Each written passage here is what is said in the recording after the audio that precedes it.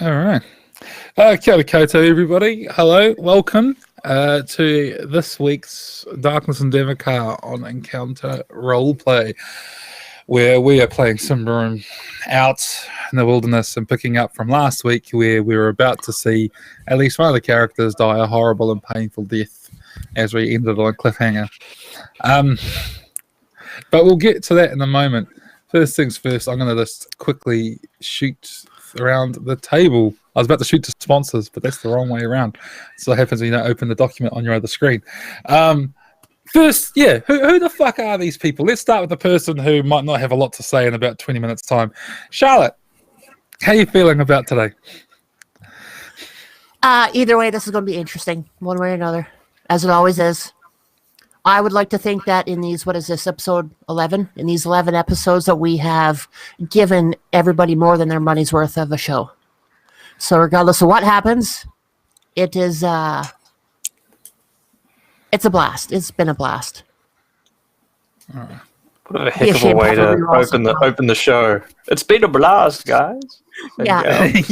Been a blast. Yeah, that's me signing off. Maybe not. Maybe not. Yeah, I had a long, hard think about how's Siofin going to survive, and the list of ideas are very short that I could come up with. So I'm interested. Yeah. I'm interested to see what you guys come up with. I'm interested to see what the solution come is. Up with much. Yeah, the Plots and Plans Discord channel. I think I posted 2 ideas and I haven't seen any others. Yeah. The only thing I could think of is Lothar coming down and using lay on hands. That's like the only way that this is gonna. But even then, we're jumping into markets. Mm-hmm. Yeah. Yep. Yeah. Okay, so conversely from the most likely to lose their character to arguably the safest, Luke, how are you feeling about today? I'm feeling great. I have very little at stake for myself. I don't, Vern doesn't care that much about these people. He'll find another group of goons to take him to find the Twilight Thistle. So, and if he doesn't, he can force him to. But I'm interested to see where it goes. It could be really interesting for the plot, potentially, especially given like Twilight Thistle being used for the purposes it has, depending. And of course, Lothar's stance and everything. I don't know. I'm curious to see what happens. I don't think death is the worst scenario. It could be okay. But it's not for me to worry about. It's for everyone else. I'm not dying. So I'm curious. We'll see. All right. And to the second safest, I say, the one who I think is the most likely to get out of the pit alive, we have Ryan. How you doing? Doing all right. I don't know that I'm the second most likely to survive, though, because Pentio is going to go all in. I have one idea as to how to prolong Shofin's life at least a turn. So we'll see how that goes. I've only got one idea. But Pentio is going all in. Okay. All right. And then to the one man who wouldn't let the rest of the party continue as undead if somehow their bodies are saved, we have Lothar and our friend Sean. So Sean, how are you doing today? I mean, I just got in off fighting a fight in my other D&D game against impossible odds, and we survived. Barely survived. So, I mean, either I'm on a hot streak or my luck's about to run out. And I'm not a lucky person, so... Yeah. Looking forward to seeing what happens. D&D is a bit more forgiving too. In a lot of ways. It's a game that wants you to be heroes. Whereas Symbaroum, lets you be powerful but fragile. And also, this is compounded by having a player who shall remain unnamed taunting me 2 weeks ago about how they've got a higher PC kill count than me. And now Shofin's blood's not going to be on my hands. That's all I'm saying. I mean, Chauvin's blood should have been on your hands sessions and sessions ago. So. Yeah, at this point, I think it's actually fair to say after last week, Chauvin's blood is definitely on Chauvin's hands. Yeah. There was no other choice. I stand behind it 100%. True. There were other choices. We didn't jump. It's true to Yeah, character. that's why It should have paid out long before. You took out a loan, and the interest payments are due. All right, so let me get into the spiel for our sponsors, the ones who bring PC death and destruction to us all today. So first and foremost, we have the MVP of this campaign, the program that has seen all sorts of highs and lows brought to our play, which is Fantasy Grounds, a virtual tabletop of choice. All the dice rolls that you see in Darkness and Davokar are done using Fantasy Grounds. And, true. Like I've seen a lot of stuff online about the difference between true random probability versus the perception of probability. And yeah, I think it's safe to say that the way the odds have worked out in this one doesn't feel like you're rolling die, but it's been pretty fucking brutal. It's been pretty brutal. Also, we have our sponsor, Tabletop Loot. They sell all sorts of dice. Whenever we hit 20 retweets, we give away a set of dice. If we give away, if we have 5 subs, give away dice. Just give away dice. Get some free dice. We gave away dice last week. And it's always cool to give away some free shit. And then there is our good friends at whalinggames.co.uk, full range of miniatures, Warhammer 40k, D&D. If you can fucking think it, they got it. Kings of War, Flames of War, all that shit. I've probably said something they don't have and I'll get in trouble. But they've got lots of stuff and it's cool. So I've bought off them before. It's much cheaper actually to order from them and have it shipped around the world than it is to buy locally. So it's a good site and they have most of their stuff for about 20% off RRP. So whalinggames.co.uk, go scope it out.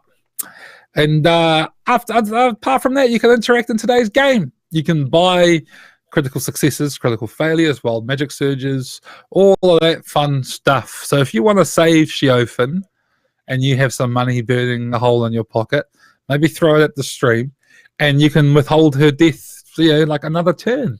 Get another 10 minutes of Charlotte participating in the game before Shiofin gets eaten by a giant toad. Or spend your entire month's paycheck and actually keep her alive. Yeah. For a while. For another week, maybe. Yeah. Just a warning, if I die in this game, I'm coming back as a freaking goblin. So, just be warned. Yeah. So, I'm going to go check my PayPal account. No, but anyway, enough of that. We'll crack on. We'll get back to it. We'll get back into the thick of it.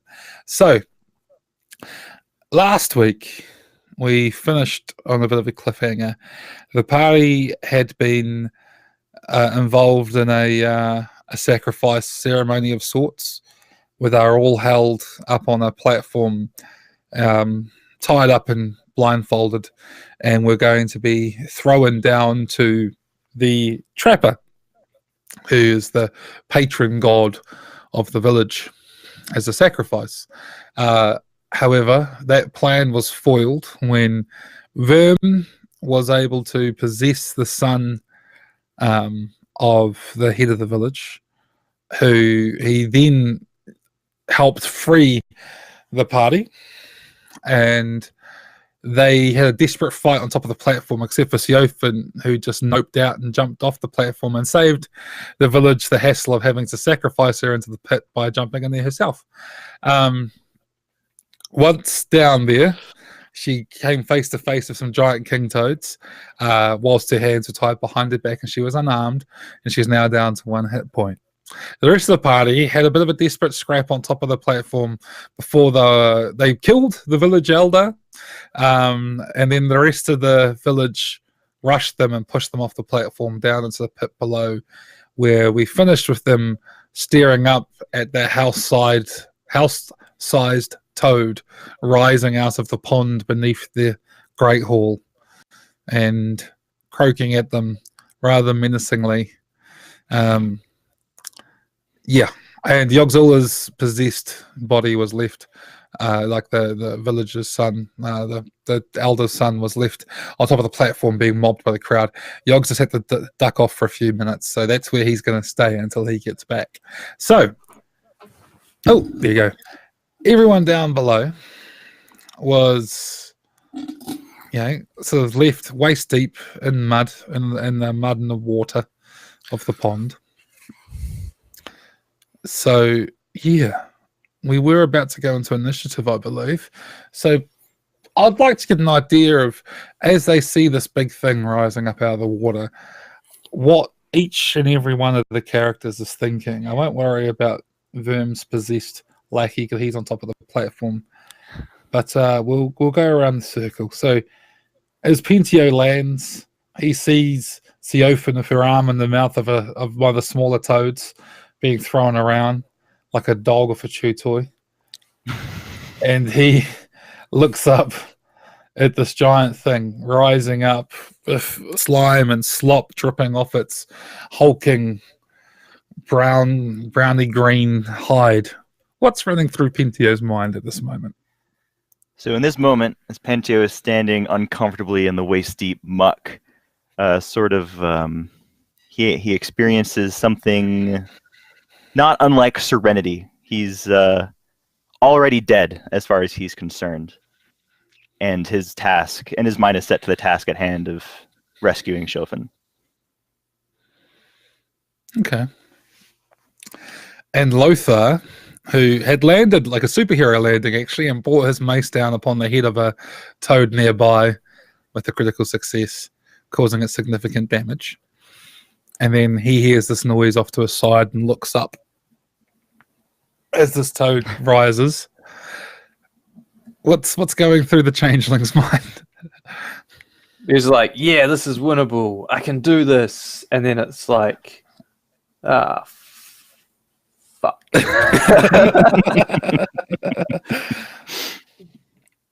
Pretty much. Just, and lastly,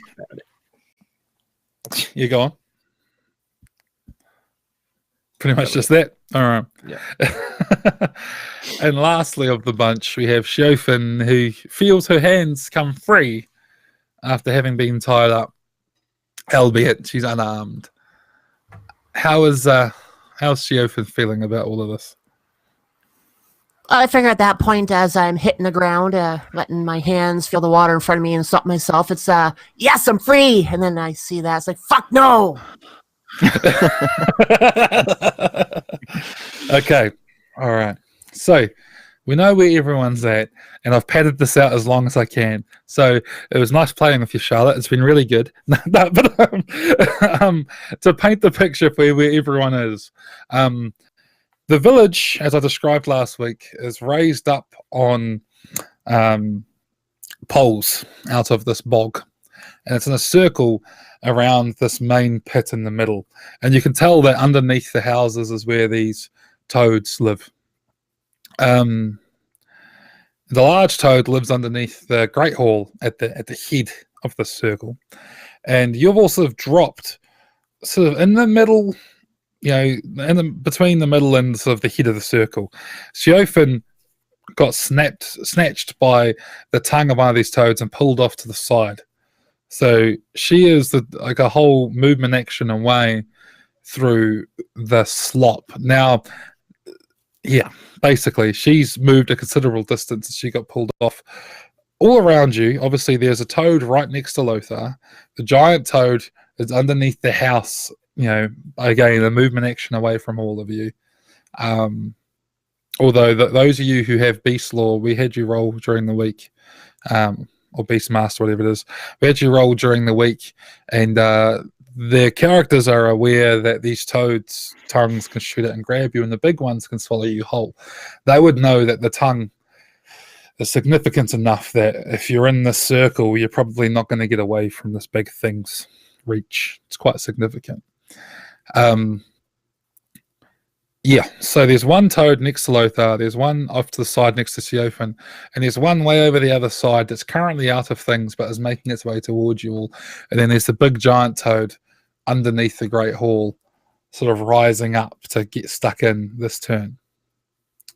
Well, it's still sort of coming out of the muck. You might have a turn or so before it really unleashes on anyone. So, that being said, let's drop into our initiative order. So first things first, Siofin. Can I bid to go first since we have a tie? Or compete to go first?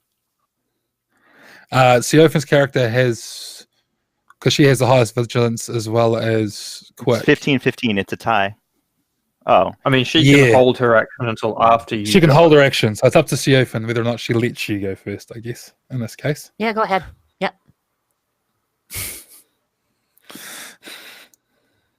All right. So from here on out, you'll go before Siofin. Yeah. Okay. So this will depend on a ruling from you, how you interpret the acrobatics talent, because it's actually not a power in it.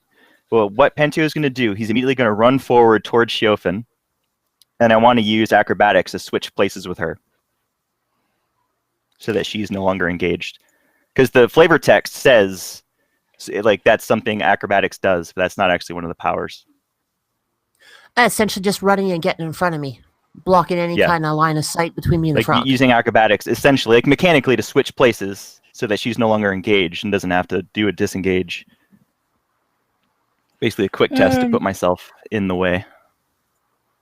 Can you throw me your bow and arrows if you have them on you while you're at it? I think while I'm doing this, you're going to have to take them off me.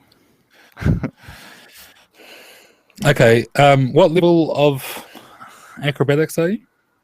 Novice.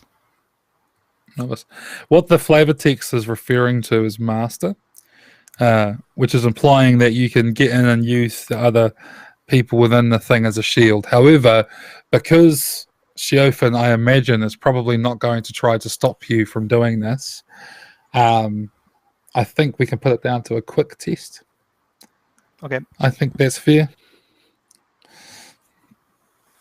If you do a quick test, yeah. My intention is just to make it so that she can run away without drawing an aggro or a free attack rather.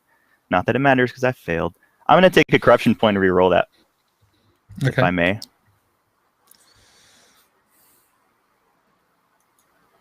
I forgot that exists. Okay, so yeah, you sort of lurch forward in the mud, and you manage to find like a bit of hard ground and use it to sort of vault up and over the form of Siofin as she sort of claws her way up from the mud, and you place yourself between her and the juvenile king toad, juvenile but the size of a domestic cow, as it stands before you, croaking quite aggressively. That was your movement action. I'm assuming you attack it? Yeah. Let's go ahead and attack it. All right. It's a +3 to hit. Okay.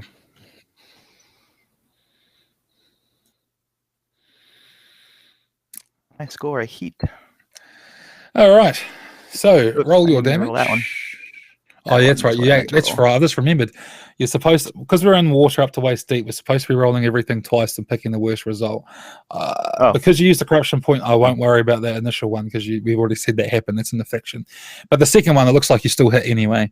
So roll damage. When you're rolling damage, you don't need to worry about the whole rolling the lowest. I rolled a 1 for the damage. Yeah, okay. You bring your sword down on this thing. Actually, you gotta stab it, and it's covered in slime, and it just sort of slides off the big bulging throat of this angry-looking toad. Can toads look angry? What does angry-looking toad look like? They always look angry. They look angry by default. Yeah, they do. You're right, actually. It rippets menacingly. All right, so we now have Siofin, who's clawing her way up off the ground, having been bitten into by the toad. What's oh, that picture. What is Theophan doing? How far am I away from the edge of this slough, swamp, puddle? Relatively close. The toad that pulled you towards one of the edges. So you are relatively close. You'd have to spend a movement to get to go around it, right? So you'd be looking at 2 moves to get up and under the houses where the ground is a bit firmer, but it's still not perfect. You know, I think realistically that would take me closer to the big ass toad, right? No. You can move away from the big toad. Imagine a circle, right? So we've got our circle. Toad's at the top of the circle. You're over the side of it somewhere. So if you want, you can move this way, back towards the river. You can do that. That's doable. So at the moment, we've got our circle, right? Big Frog's up here. Lothar's here somewhere, and you and Pentio are over this side. Clear as mud? Cool. Theory of mind, folks. This is how it works. Yeah. Yeah. So, yeah. Okay, well, You're first off off, to can one I side. see... Good. Yeah, first off, can I see anything... can I see the bow and the quiver that Pentio may or may not have? Yeah, I've got them. Now, this is... In fact, one of the You things grab- he'll shout is like, grab it off me if you can. Okay. All right. Yeah, okay. So, drawing equipment off somebody else. I'm not sure what we do about that. I think the quiver would be the hard part, not the bow. Yeah. 'Cause the bow would be like drawing a sword off somebody else. It would be pretty easy if they're willing. It would be the quiver that's hard. Grab a fistful of air. And no, Yeah. I was just going to say I would grab a few arrows on my way past and not worry about the quiver itself, because all those arrows are going into something anyway. I've only got 8 anyways. Make a frog. All right, look. Okay, look. I tell you what. You get the bow. As for the arrows, let's make it. You get a D6 worth of arrows as you reach in and grab arrows from the quiver. Here comes the one. You grab a arrow from the quiver as you pull the bow out. That's all I need. So you have an arrow and you have a quiver. That's your movement action, was arming yourself. So you can do a second movement action or you can shoot your one arrow. We'll do a second movement action and try and put as much distance in between me and the frogs. Okay. Are you running into the middle of the pond? Where are you running?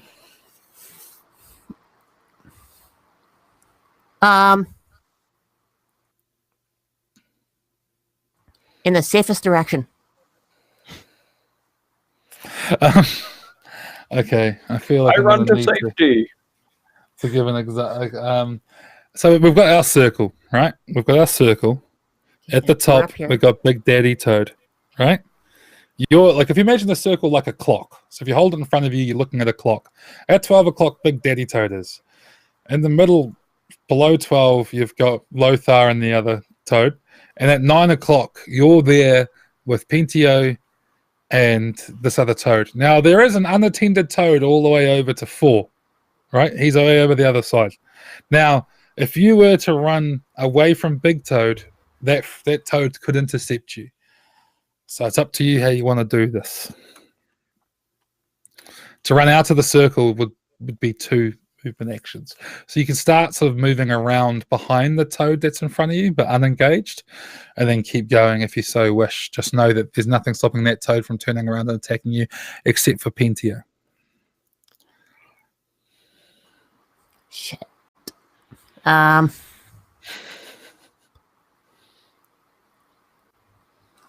going to start moving closer to Lothar. You're going into the middle of the circle. You're moving closer to another toad, because I'm right next to a toad. Damn it, where the hell's Verma's fodder? Verm's off somewhere in his circle. Yeah, wrong circle. Yeah, I'll try and skirt the toad and get around. Hopefully he doesn't go after me since Pentio so bravely jumped in front and gave him a little poke. Okay. Okay, cool. Right. So you move around behind him.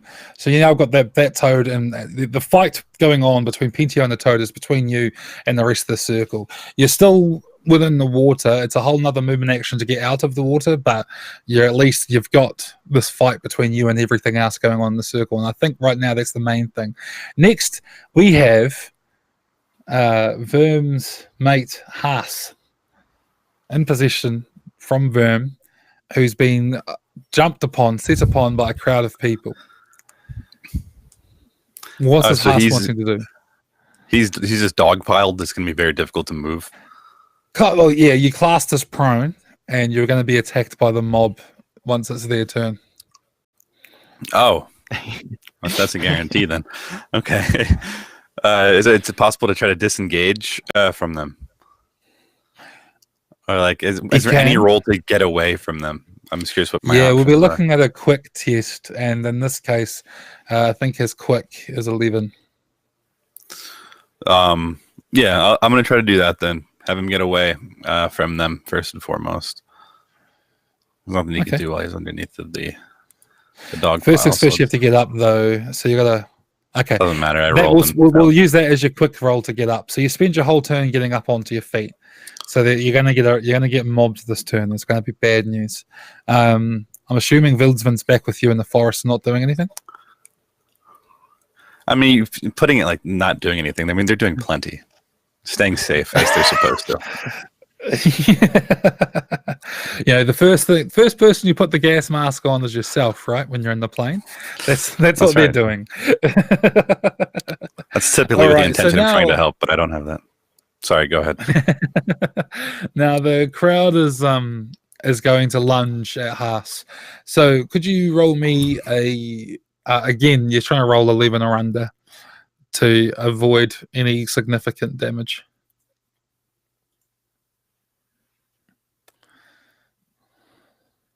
All right. Yeah, they're all clawing at Haas, and he's just sort of pushing them away, keeping them off him. It's pretty desperate. There's a lot of them. They've seen you throw their leader off the platform, and even though they've looked up to you all this time as the co-leader, they've realised something's not right. You've forsaken the trapper, and they can't have that. They can't have that going on. Lothar. So I know I've got this toad right in front of me, but these platforms, they're supported by obviously struts, right? Yes. How strong do these individual struts look? A few of them are very large, and then there's smaller sort of auxiliary struts around the edges. You can actually see the struts upon which the Grand Hall is built on either side of this giant king toad are the trunks of massive trees rising up out of the swamp, and under key places of the platforms you can see other large sort of trees that have been cut and brought here and placed down as piles to hold up houses and things. But there are smaller struts all around, especially under the walkways. Okay. And do these struts have are they extraordinarily damp? Have they got like rope bracing and things on them, like hemp rope bracing? Do they have like a pitchy surface to them? Specifically flammable looking pitch. No. Yeah, I mean bogs can be quite peaty, and peat burn. So if it's dry enough, well, it's been raining heavily for several days, and you are in a bog, so everything looks soaked, thoroughly soaked, and you can see. Well, you're not an architect, but it's fairly safe to say that from casual inspection, a few of these piles don't look great. You can even see that there are some which have been repaired and stuff over the years.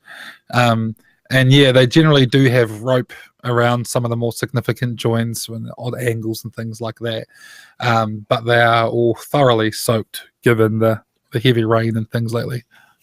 Do some of the moderate-sized ones look like they've been sort of jury rigged to support, like they're weakened, they're not that great, so that they've had to put some effort into jury rigging, like as long as nothing happens to that, it'll be fine, right? Like that, you know, sort of what I'm asking?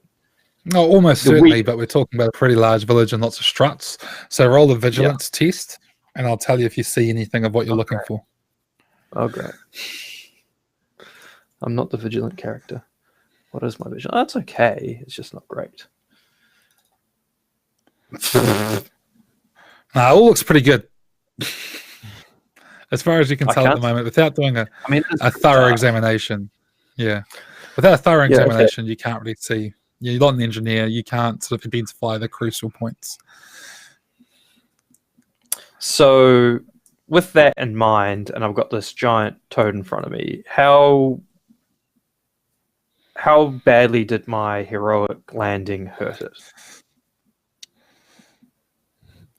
I mean, does it look? It was a hell of a blow. Well, you knocked it down, It was right? a blow. It went prone. Yeah. Yes. Although I feel like I should point out that when dealing with larger monsters, the usual rule of a knockdown being half its hit points isn't necessarily true. With the more giant creatures, the way it is with player characters. But that said, yeah, you knocked it down, and you hit it with enough force that if it had been a man, you'd be fairly confident they'd nearly be dead. As for this giant toad, it looks like it's got a bit of life left in it. Does it look like it's much of it was eaten up by sort of like a natural armor, and how strong that natural armor would be? No, not really. I mean, they've got thick toady skin, but it's not ridiculously thick. You know, your blow definitely broke flesh. And yeah, even burns it. Next question would be sort of returning to these supports. Are some of them, the moderate-sized ones that are sporadically around, are they like person-wide? Are they wide enough that you could duck behind one and have decent cover from the tongues trying to get you? Could you get an angle on them so that they're not able to wrap their tongue around you? The larger ones underneath the houses, which are all on the edge of the circles, yeah, you could use them for significant cover. The other ones you could hold on to, and they'd give you a bonus to the strength test to resist being grappled. Yeah, but to directly hide, you need to go find some of the larger ones. Okay, and how far out does the boggy peak go? Because I know we've got the circle, which is where the village is, but how far out will we have to go to not be in water, for instance? 3 movement phases from where you're standing in the middle of the circle. All right. Okay. So Siofin's got 1 more movement to get to the edge of out of, like, you'd still be in bog, but you're not going to be waist deep in the stuff anymore. You're just sort of. You know exactly what I'm asking. Yeah. Sorry, I know what you're asking. My turn's taking a while because I need to establish the potential cause of it. Look, we're looking at more than likely one dead character, so take your time. And then the next thing would be this guy's been knocked prone. Well, I don't know the gender of the toad, but this toad's been knocked down. Will I get attacked if I try and leave? Like, because normally you'd have to disengage and it would get a normal attack on you. Would that happen because it's knocked prone?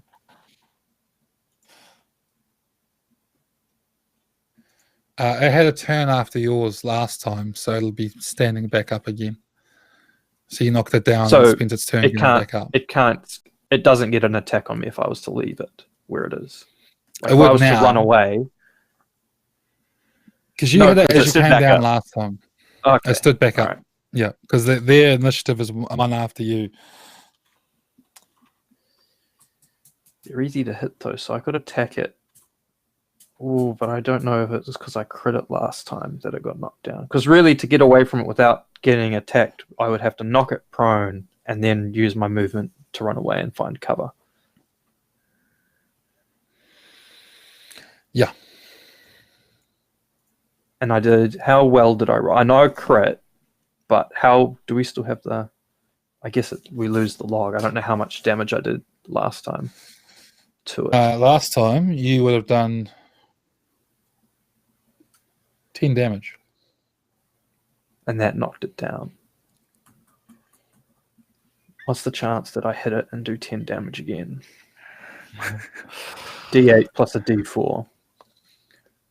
Quite low. You know, like literally, I'm having to do that. Like, it matters. Okay. Because as long as I get hit, and I could get knocked prone. How much damage is it done when it's hit Siofin? Last time, I think it hit it for quite a bit, didn't it? It's like 8 points or something stupid like that. Hit it really hard. Yeah. Okay. Defense of 12. So, oh god, this is a hard call. Now, Sheriffin, where did you move towards this? You moved towards the edge of the circle. So we're doing this thing. I'm just trying to figure out with the circle. Could I move a movement or two movements towards the edge of the circle, but towards Siofin? Is that plausible? And get behind some form of cover, whether it's a really thick post, really thick strut, or You're at least 2 movement phases away from the nearest bit of cover, and that nearest bit of cover is towards the big toad. So I can't even get to struts at the edge of the village if the village is 3, and there's no walkways or anything around me at all. You're spending 2 movement from your position to get to the edge of the village, right? And for you, the closest is towards the big toad. Yeah, I don't want to go anywhere near that big toad. So, like, how far away? Then you have to take it's going to be, you're looking at sort of, if you want to go sideways, you know, like parallel to where the toad is, you're looking at 2 movements that way. That wouldn't, you could move to in the direction that Siofin's going in roughly, but she's not. You know, you're sort of moving like this away from each other. If that makes sense. Yeah. Well, I mean, I guess I just hope she heals herself. Well, she can. She has that option. Yeah, she does. I'm just saying that, like, I can't get to her at all in this fight. I don't think. Yeah, not So, yeah, within 3 or 4 movements.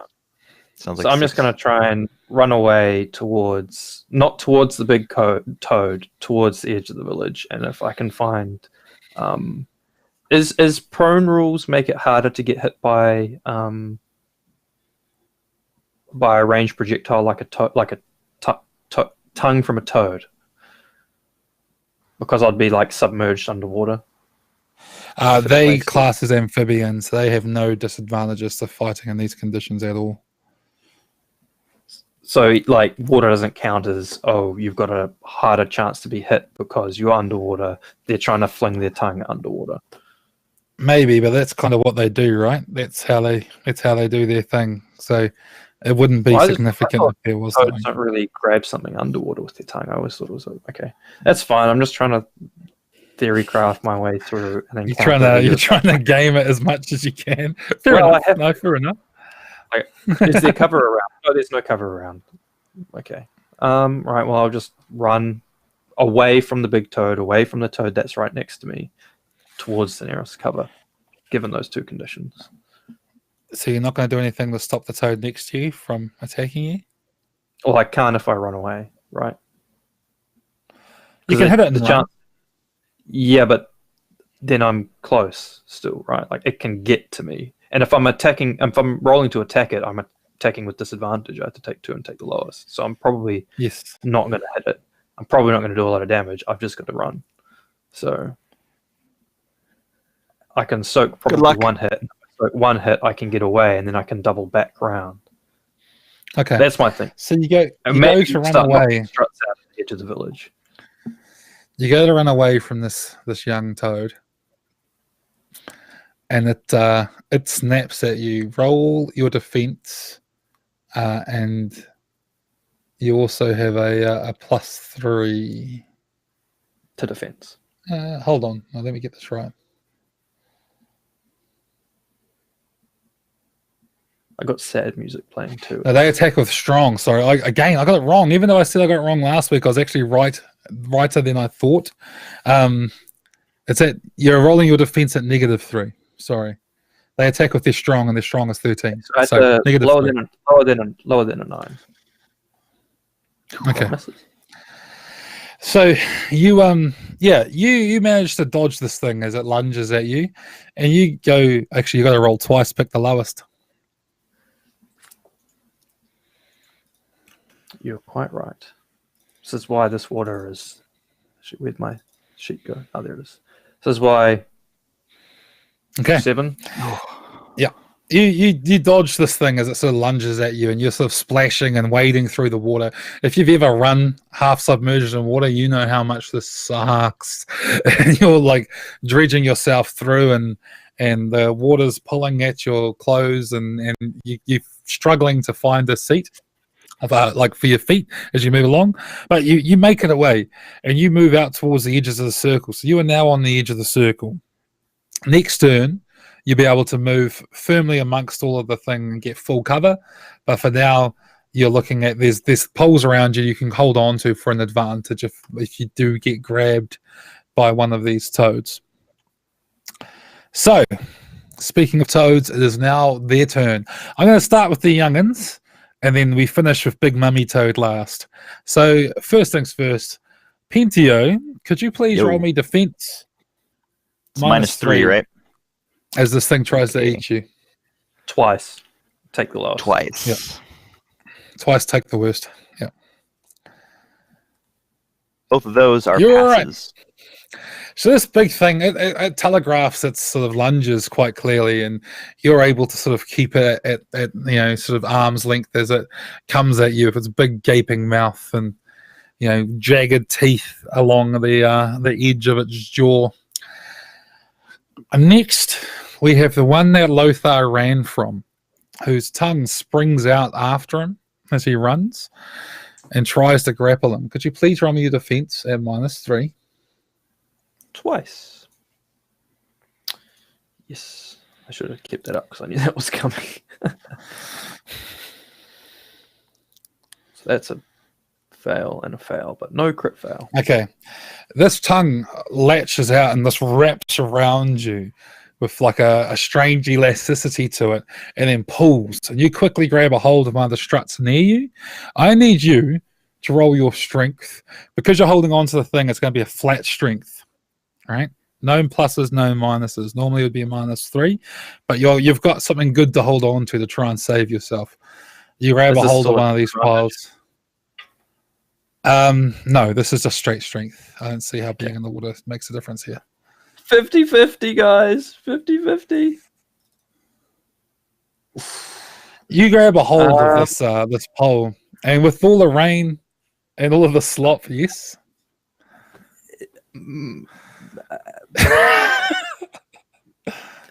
Okay. I'm going to spend a point of corruption. It's happening. Yeah, you do that. This is what happens, right? Welcome to my world. No, I should have known, because I don't roll well, so I should have. That's why I spend a point to re-roll a 50-50, because of course I'm going to fail it a second time. That's who I am. So yeah, you're holding on desperately to this pole, and because of the day's worth of rain, you can actually feel the top layer of the bark start to strip away as you hold on, and then you're pulled towards this thing. You actually bounce along the water hard as it pulls you in and rakes you up towards its mouth. You take 5 points of damage, which you can modify with armor, and then it and then it's You also have the holy armor too, don't you? yeah, he does. You're muted. Because I rolled 4, I don't need to roll the other armor, because it's at least going to be 1, so I don't need to roll. Okay. So it pulls you in, and pulls you right in front of it again. So you're back where you were previously. Lastly, we have the other toad, which begins hopping its way across the little one, hopping its way across the water towards Pentio and Sheofin. Sheofin's behind the other frog, so the only target it has is Pentio's back. So I need Pentio to roll me defense. Technically, you count as being flanked, so it's at -5. Roll twice, pick the worst. As this thing tries to grab you. 5, you say. Not great. Nope, I fail. Okay, so this tongue snaps out and grabs you around the back. And then you take 5 points of damage, so roll for armor. This is the first time I get to roll for my armor. That's why I did it first. Right. Okay. So your armor's good. You just feel this tongue wrap around you. It's actually like you feel the impact and you feel the stickiness, and then it snatches at you. Roll me your strength -3, please, as this frog tries to pull you back across the square towards the middle. You're only rolling once. And- we're not doubling this one up. Yeah, well, I'm not going to pass it. There's no way. But in this moment, Pentio's like, uh-oh. And gets yanked. Gets yanked across the way, back into the center of the circle towards this young frog, which has decided that it's time to eat. At this point, emerging out from below the giant sort of hall is Big Mama Toad. Big Mama King Toad, or Queen Toad, as the case may be, as she lets out a croak, which is more like a roar, as it echoes around the Davokar on this dark, damp night. Next turn, the big toad will be in the fight completely. So, Pentio. Hold on. Do I have line of sight between myself and the frog that just grabbed Pentio? You'd be shooting past the frog in your way, so it would be difficult. Why is that? What do you want to do? What? Did they strip me of everything that I had? Like, absolutely everything? They take anything that would look... Yeah, anything that looks like it's of significant value or risk, really. Why? What do you want to have kept? Well, I am wondering the validity of taking my last final fire tincture, coating that on the one last arrow that I have, shooting it at the frog that has Pentio to distract the frog to let him go so Pentio has a chance to actually do something.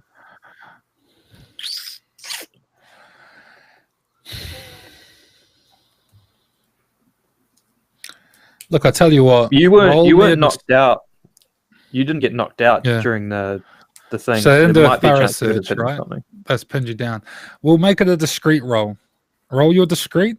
We'll see how well packed away it was. You. Let's fancy grounds. Good enough. Discreet is You 11. reach for it and it's there.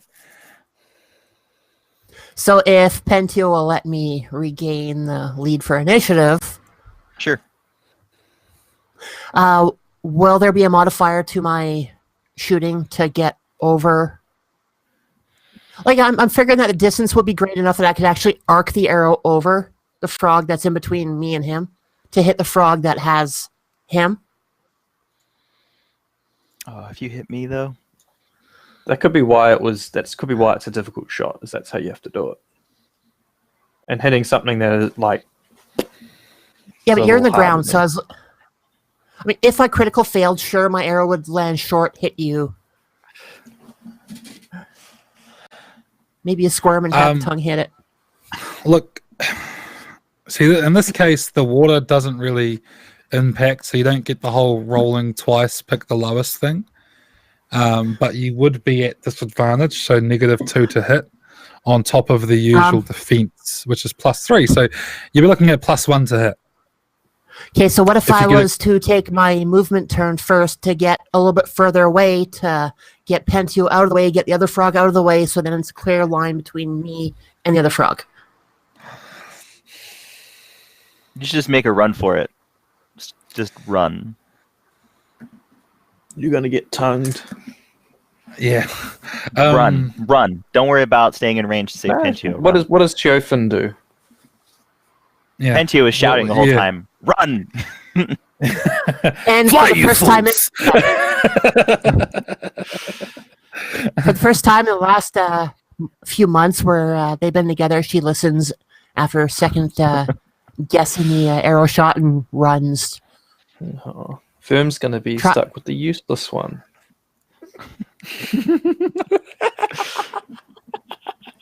So There's you no run. guarantee you're going to So survive. you wouldn't be able to get a clear shot. It's just not possible in these conditions, I don't think. So you'd be looking at a total modifier of +1. So what is it that Teofan's doing? I'm going to head towards firm ground. Okay, both movements. Do I need 2 to get to solid ground?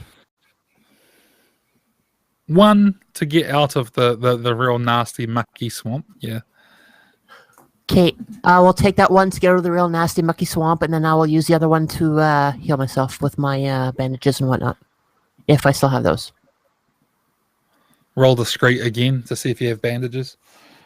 I would say I would have had them wrapped around my legs and kind of hidden as something else. And nope. No, you don't. Nah, you reach for them and they're not there. Fuckers. So you can still heal yourself. You just don't have the advantage of it's just like a D4 instead of a D6. So True. you can still try and heal You yourself. can only do that once a day. Yeah. And this will be the time to do it. Yeah. Okay, so I will do that. Where is my character sheet? It should be cunning. You have to pass a cunning test. I think Yes, so, yeah. cunning test. Nope. Yeah, look, you try, but that frog has really mangled your arm up real bad. Unless you want to spend a corruption point to try again.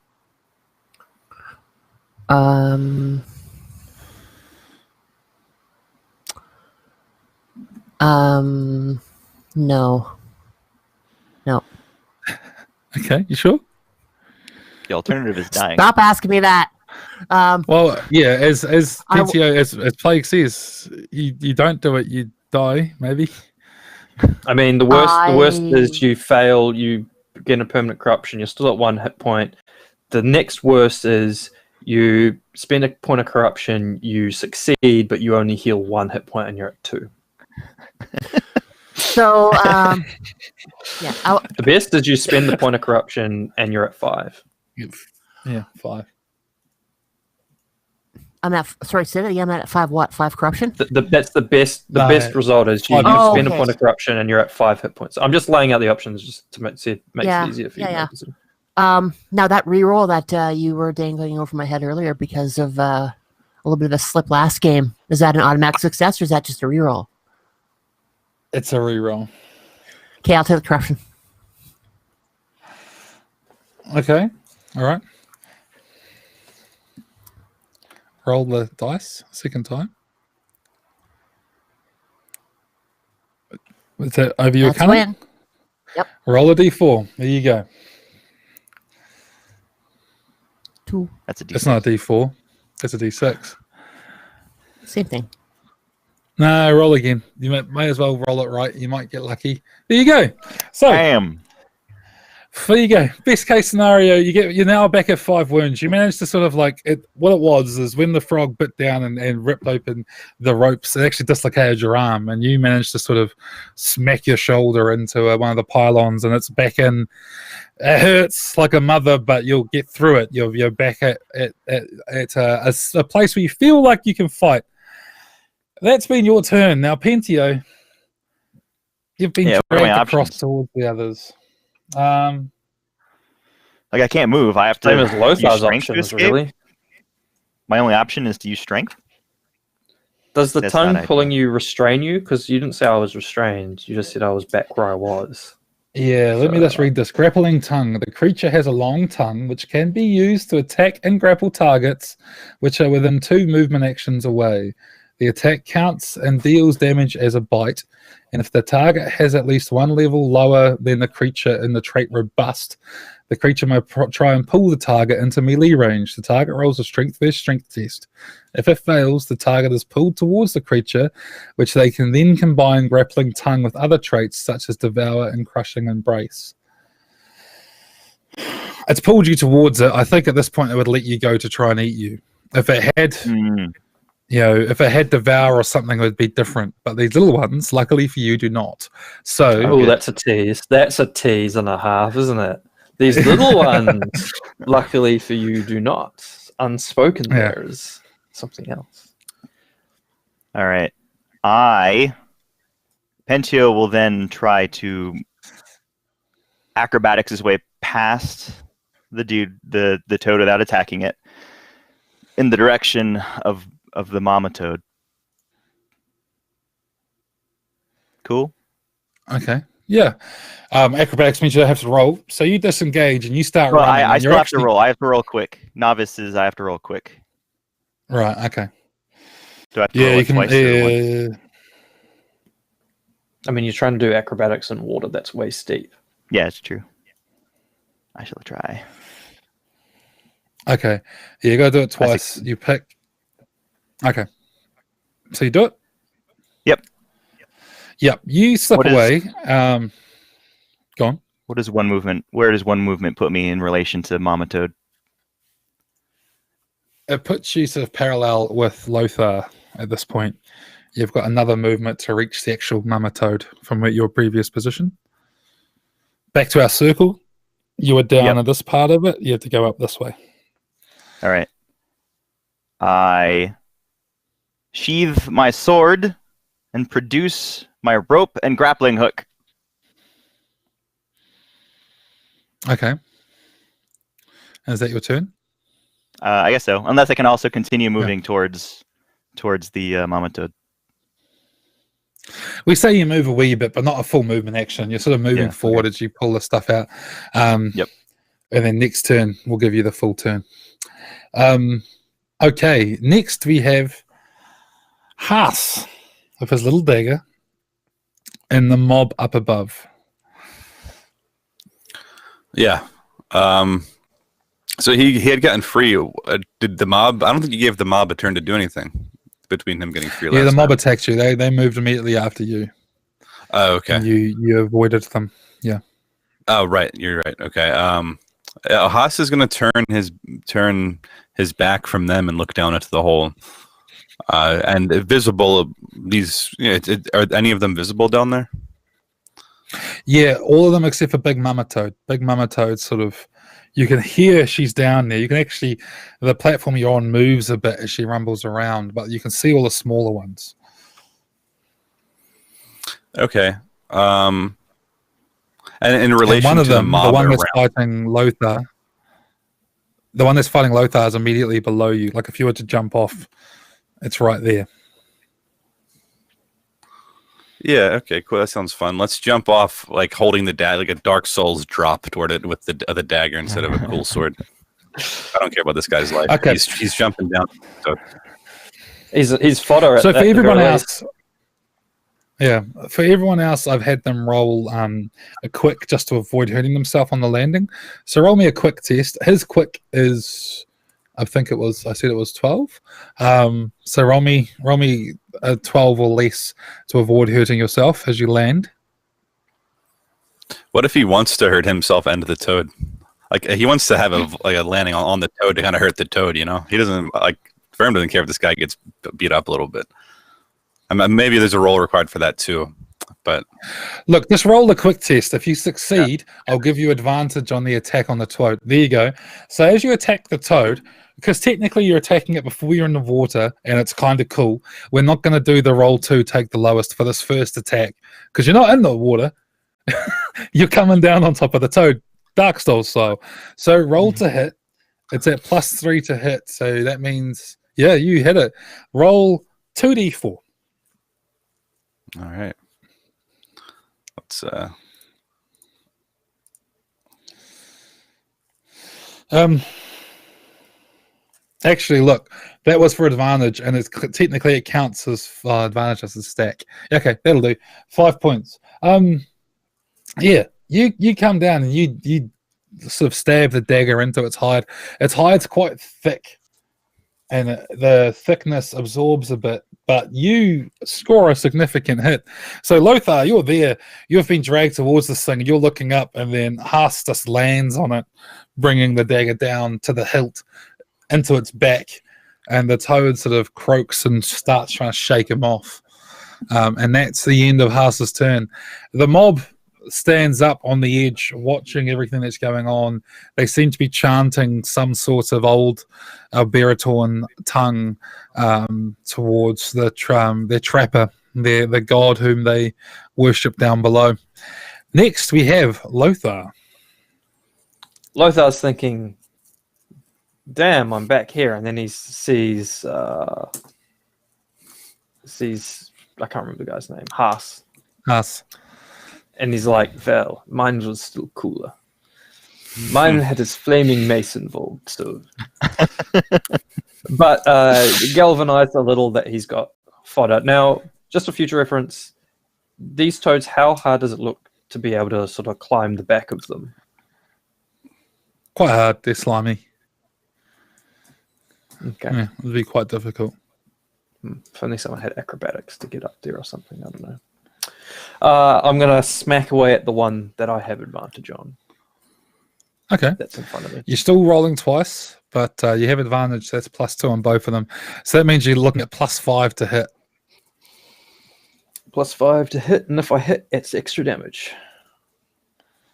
That hits. Oh, that Roll first one twice. hits, but roll it again, yeah. Yep, And okay. that Hits. They both hit.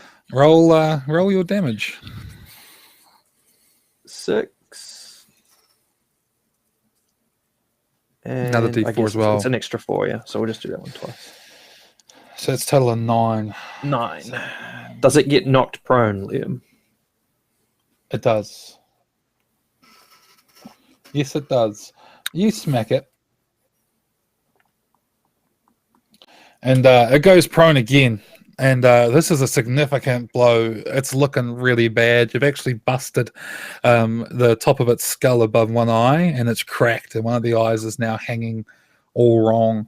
It looks like it's a pretty near fatal blow at this point, and it's in a really bad shape. But it's still alive. Could I get you to roll me a d20, please? You may as well You're roll asking for me? the frog. You may as well roll for the frog. Is that's this trying to eat you. defense? No, Is I'm this rolling to see rolling if it gets defense? back up. Oh, okay. Right. Fair enough. Yep. Fair enough. Yeah. It stands up and immediately attacks you. Please roll me defense at -3. Now, it's at disadvantage for attacking me, right? Because it's flanked. You don't get disadvantage for being flanked. You only get advantage for flanking someone. Oh, yeah, to that's my right. We understanding. had that. Yep. I just thought maybe Yeah. being flanked puts you at disadvantage, but we've discussed It's easier for Right. the others, but not necessarily harder for you. So Yep. So -3, 7, I think we said. That's a fail, but not a crit fail. So Okay. armor yeah, roll your armor. and a d6. Right, yeah, it bites down on you, and you feel your holy sort of shield flash as it gets close to hurting you. But you miraculously manage to avoid the worst of the damage, and you don't take any damage. That doesn't count as an next- abomination, I'm guessing. No. Yep. Next, we have the one in front of Xiofin, who turns around, eyes her up on the dry land, and shoots a tongue towards her. Xiofin, please roll me your defense at -3. You only have to roll once. Is that a hit? My defense would be 15 right now, I think, right? Standard? Yes, my defense is standard 15 right now. So it hits. Yeah, because it's -3. So its tongue shoots out and it hits you. Now you need to roll a strength test to avoid being pulled towards it. So Great. because you're amongst the piles, I'll give you the same thing I gave to Sean before, which was a flat strength test. So there's no negatives for the strength of the frog. You gain 3 points of strength for this. So whatever your strength is, roll below it.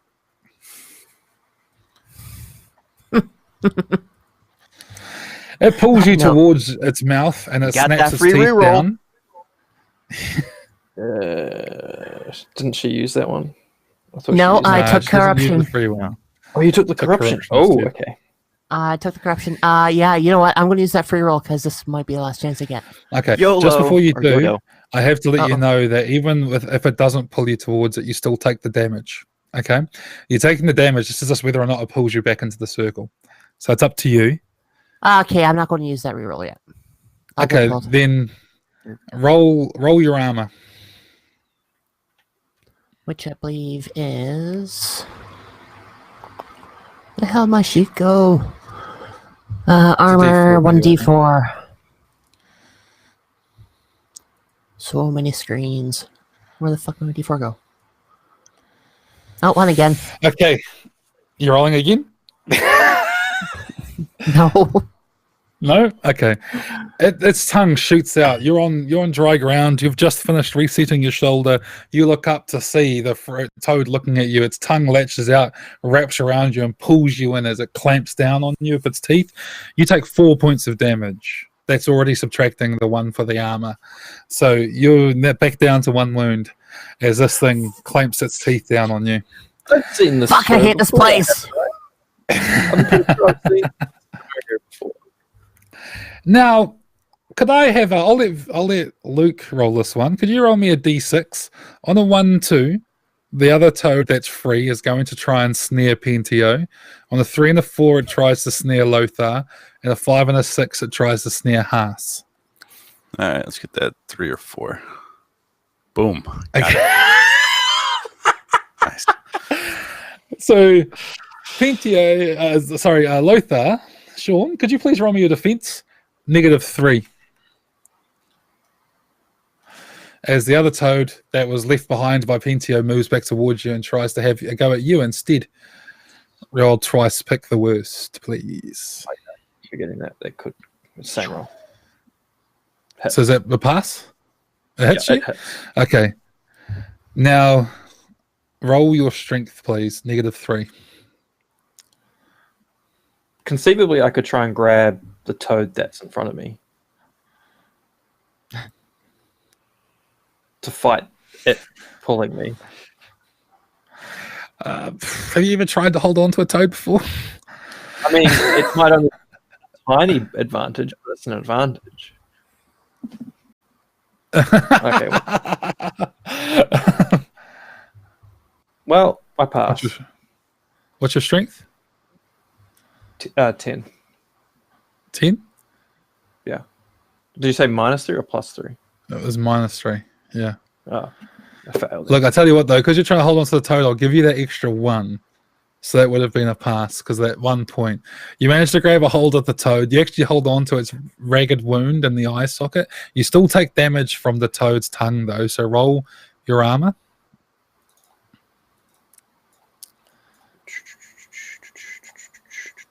Yeah, okay, that's enough.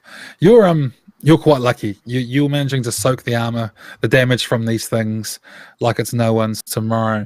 Now we've got the one in front of you, which I haven't had you roll against yet, have I?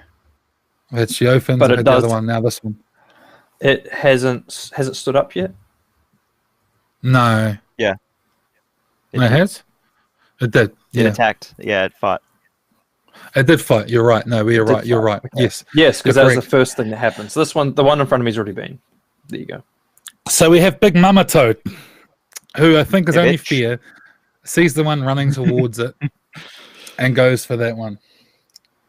So, rolling twice, I'm picking gonna- the worst. Yeah. You're looking at -3 on the attack. It's no Okay. better at attacking, it's just better at everything else. Right. Let me go ahead and turn on the Shadow of the Colossus soundtrack. Yeah. I know what's happening. dodged. Is it the grappling hook? I knew what was you were gonna try and do anyway. So I'm an acrobat. I it can make shoots this its happen. tongue out, and you manage to dodge the tongue as it sort of crawls its way out. It's now emerged out from under the platform, and it is in the square at a point where it can start moving towards you all and try and bite at you directly. Next turn, it'll have a full, complete, utter dig at everyone. It's huge. It's wobbling. Its eyes are gigantic, and off them reflects the light of the torches around the circle as its muck-covered back sort of emerges out and glints in the lighting of this. We are now back to Theophan's turn.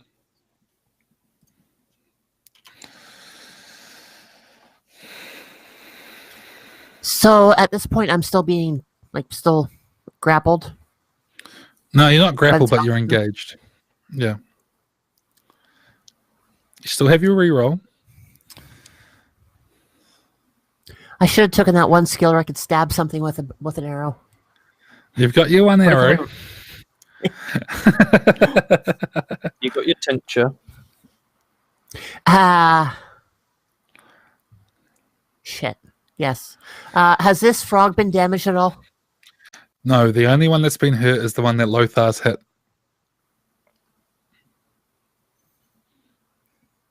Okay. On the plus side, the combined hit points of all of these toads is no longer over 100. So That is reassuring. Yep,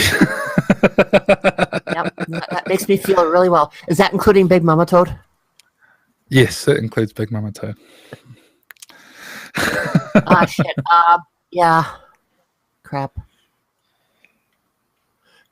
So as I see Pentio running for the big toad with his grappling hook, trying to figure out what the hell he's trying to do, climbing a toad. Running for his death, Who does not that? running for his life.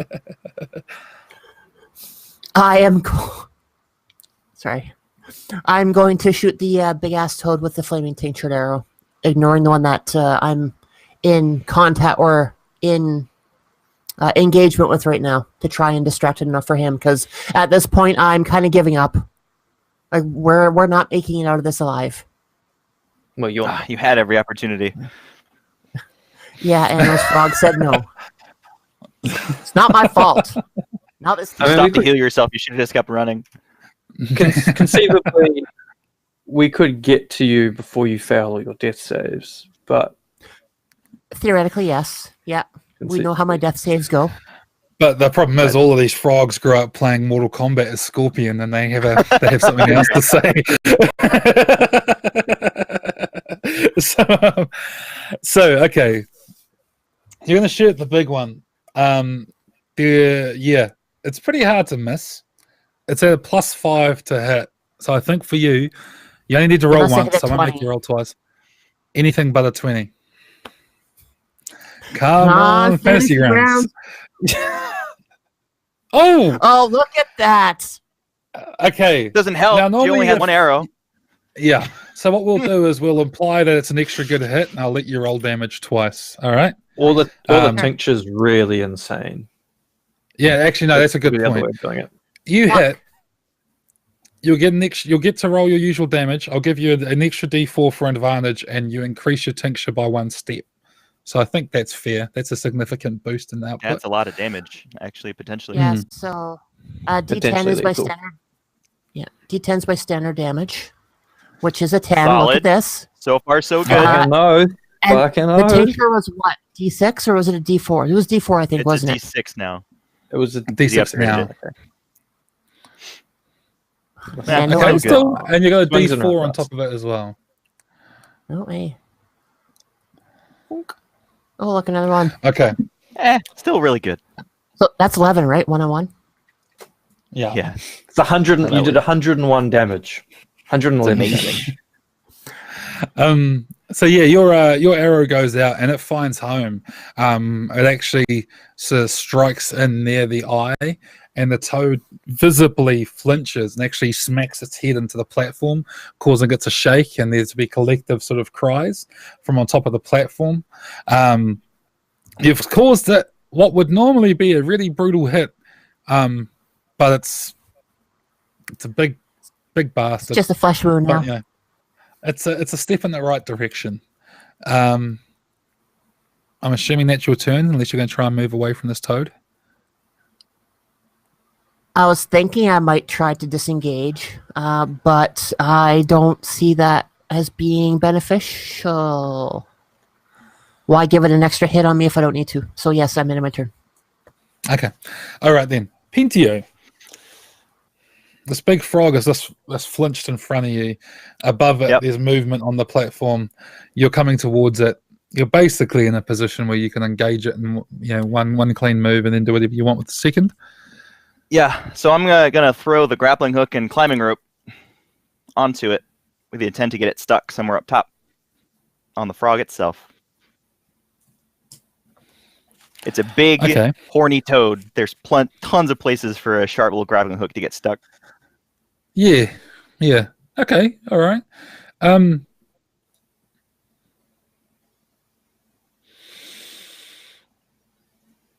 All right. Yeah, roll to hit. It's at +5 to hit.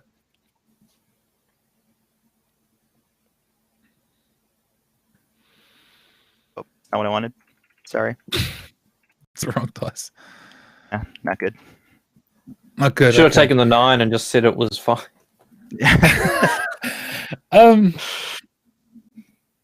You arrive, you run up and you throw it. And as you do, you actually overcompensate, and it bounces off the platform and falls down, like sliding off the side of the toad.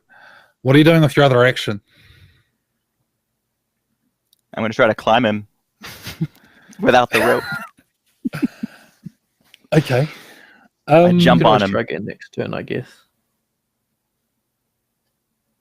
If we get that far. Yeah, I think I might get eaten. I'm kind of hoping on the fact that it can't use its tongue on itself. So if I'm on it, you don't know this. You're behind it at any point. Yeah, I'm just trying to climb. If you're onto its under back. it, behind a leg, I don't want it to sit on me.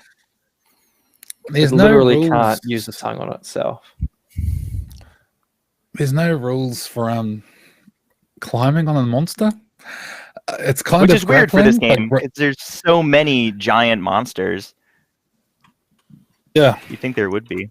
yeah, there is. And backs are literal weak points that you'd go for on a giant monster. Like, it's too big. You're too small. Go where it can't hit you, which is on it usually. Yeah. I'd say it would be technically a grapple, except for it wouldn't be opposed strength because that doesn't feel right. Would it be opposed by its ability to move out of the way or shrug you off? I mean, the strength could be it trying to violently throw you off, right? So it could be opposed to strength. That's a very good point, actually. So you roll to hit, and then it's going to be an opposed strength test, which isn't actually so bad in this case because it's No, it is strength pretty stat bad. My isn't- strength is 7. well. So, I mean, that's yeah. your ability to hold on, then, isn't it? Yeah. Yeah. I mean, though you are acrobatic, so it could be. Yeah, I could let you I was going to sub, rely on. Sorry, go ahead. Look, we'll treat it as a grapple, so you still have to hit it to find a good place to climb up, right? And then you're going to be looking at it's a +5 to hit, so it's hard to fuck that up. And I then missed the line. instead we'll do an opposed your quick versus its strength as it tries to shake you off, and you're trying to scrabble across it. So that should give you better odds. And that effectively takes you out of range for it to attack you. Nothing to help the others, unfortunately. That's fine. Yeah. I mean, it All could right, be so it could here be is- distracting attack, right? Because it's trying to constantly spend its turn shaking you off. Yeah. Or maybe it's going to try to ram into the platform. Intelligence. Who Yeah. knows? I mean, that All right. all of that here's, helps. It. Right. Here's my miss. Do you want to spend a point of corruption? I'm going to spend a corruption to do that again. And this time I'm going to hit it. Okay. Now roll your quick at -3.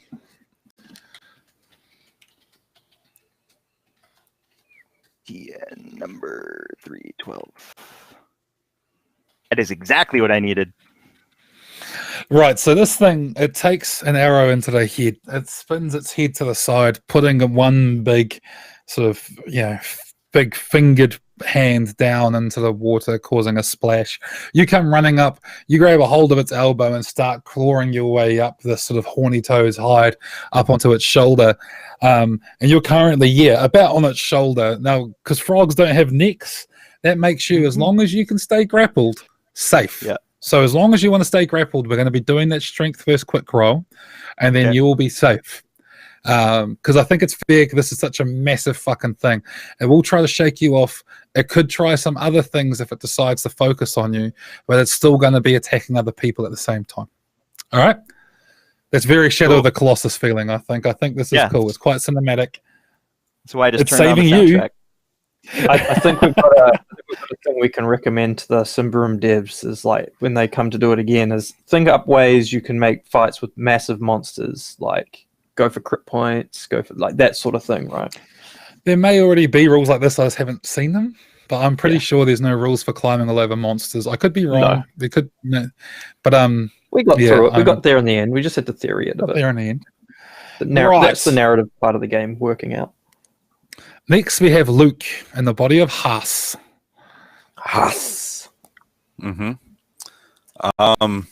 This the toad that was previously attacked by Lothar and Verm is still alive and in really bad shape, right? Yes. Okay. Oh, we're just gonna try to attack that one again then. You're still on its back, so you wouldn't be at the water disadvantage. No, right? that was this color. You're effectively at advantage though. It counts as flanked. So all up, you're hitting on a +5. So in your case, it's pretty hard to miss. But you got to roll twice and hard to miss. It's Luke's favorite fucking number. Okay, now you have to roll. You have to roll defense. So roll a d20. Yeah. Beautiful. We're back. We're doing this again. Come on. We're doing this again. What's wrong with aren't we? you? It's again. It's happening again, guys. Roll that 20. Oh, so close. Fucking so close.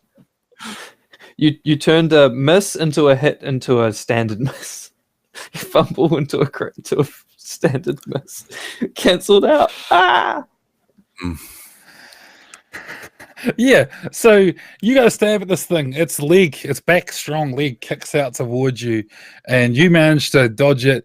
You bring your blade up towards its groin and slides off its slick skin. So yeah, it's it was a good back and forth. Now we have Lothar. Yeah, I'm gonna hit this fella because he's nearly dead. Okay. So why wouldn't I? Roll twice, pick the worst. You're looking at +5. +5. So as long as it's not a 20, I hit. So I hit. Roll damage.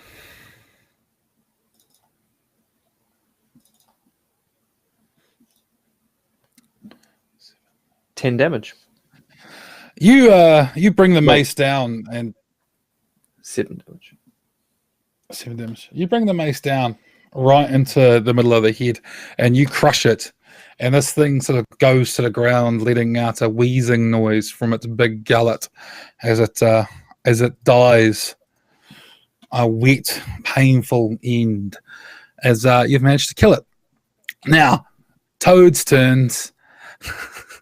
There's one less, guys. I'm going to save Charlotte for last because when a character dies, I want to build up to it. So, let's deal with the other one first. The other one comes hopping forward. This time I'll make it Sean to roll me a d4. On evens, it attacks Lothar, and on odds, it attacks Haas. Right. Can I please have 2 defense rolls from Haas? needing to get, I think in Haas's case, it'll be a 9 or under on both those rolls. Okay, roll D4 for the armor. As the tongue shoots out and grapples, does some damage, which I'll track for you. And could you please roll me a D20 as we combine the strength of these two? So, Lothar just kills this thing, and he looks up at Haas, who looks at him with a look that he's used to. Even though Haas isn't Verm, there's something Verm-like in the eyes of this guy. Something about the way he holds his face. The facial features don't want to form the face they're pulling, so it looks ugly in a way, or not quite right. But then in this moment, a tongue just flings out, wraps itself around him, and he's gone from in front of you as you hear him splashing across the pond towards the other toad. And he's taken a fair few wounds in the process. Next, we have Big Mama Toad, who, confronted with one of two choices gone, flings a tongue out towards Lothar. Oh, Could God. Lothar please, could Lothar please roll me two defense tests? Now, I'm just going to put this out there, but Lothar now has a critical success that he can use at his leisure, as does Pentio, Why is that? because I paid for donated. you two to have. Oh, Just like, I'm done, so I'm gonna make. Okay, all right. Awesome. Oh, God. You can use that critical success to avoid this tongue if you like. You got to nominate using it before you roll. Well, I've rolled now, so Okay, well you got to roll twice. Pick the worst. What's your defense buddy. normally? no, that would fail because my defense is Okay. normally 12. Roll your armor.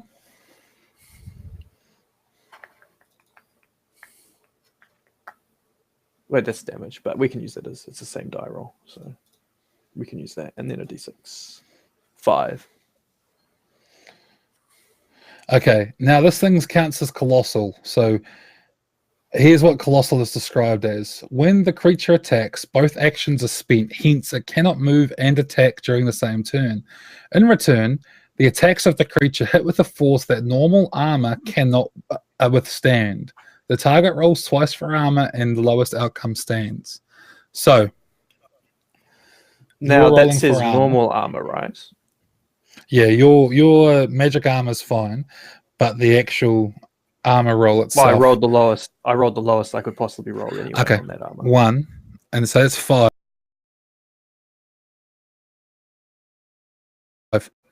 And hold on, my internet just freaked out for a second. There we go. I think everybody's called. You take Yeah. you take 5 points of damage, That's and now my we're threshold. rolling to see if it can pull you into its mouth. Hold on a second. Avoid. I'm pretty sure that's my threshold.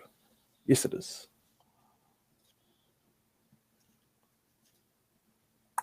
So I'm knocked prone because I don't want to take a free hit. Now, I need you to roll a strength test at -3. Now, what would spending my crit success here get me? Aside from obviously passing the strength check. Would it get me anything else? Could I, for instance, get an attack on its tongue? No, this is avoiding being swallowed whole by this giant toad. Yeah, okay, I I'm think gonna that is- I'm gonna that spend the in critical itself. success. I'm gonna spend the critical. Yeah. Okay.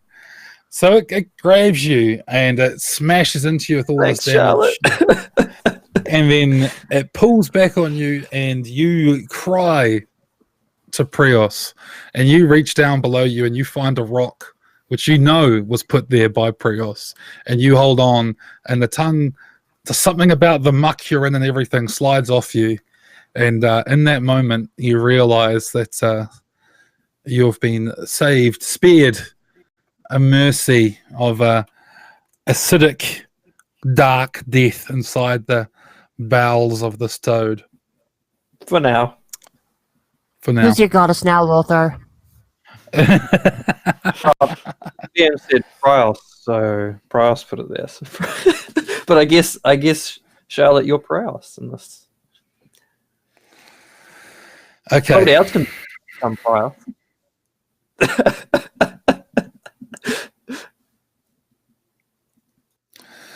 All right. So,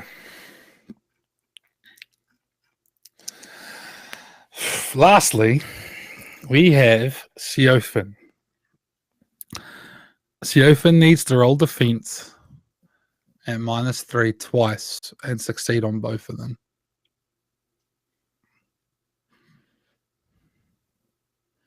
And I think I just will do that. What's your defense? 15? Okay, this thing snaps at you, it bites at you, and you keep it at bay. You're struggling, you're in the water, it's pretty tough, but you manage to do it. You manage to keep yourself free and avoid being attacked for another turn at your 1 hit point. Now, we roll back around to Siofid's turn. You're unarmed, facing off against this giant toad. What do you do? Okay, so this toad that just attacked me, was it just Yes. a bite, or was it his tongue, or? It was trying to bite you. It's so close it doesn't need to use the tongue. Yeah, you're engaged. Okay, so what I would like to do as a bit of a counter to him trying to bite me, almost like at the same time, since my initiative's at the same time as the toad is finishing up, is I still have the bow. I don't have an arrow, but I got the bow. And I want to take that bow and shove it right up his fucking mouth, right into his freaking brain pan. Hey, that's my favorite bow.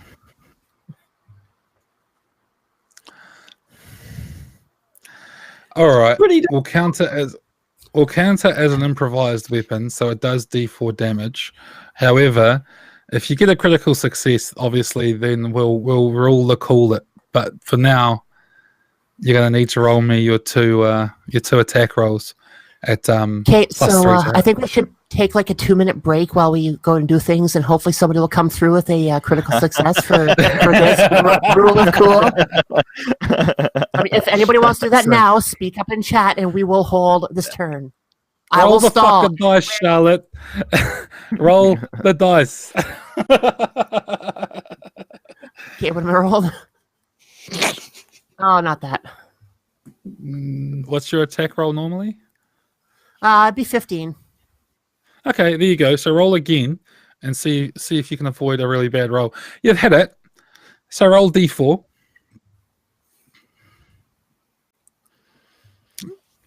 You hit it. Not You hit much. But You're you hit it. hitting a massive toad with a bow without using an arrow. That's pretty good. Yeah. You're going down. See, you're basically slapping it with a stick at this point. Yeah. But Yeah, that's what I was thinking. I'd So, probably yeah, come and help, um, you, but I'm now fighting this big, massive toad now. So you hit it with the switch, right? The switch smacks across it and hits it, but not a lot. You seem to be making it more angry than anything else. Next, we have Pentio. I'm gonna start stabbing this motherfucker. Okay. First, you need to try and avoid falling off. So you're now rolling a right. quick test at -3.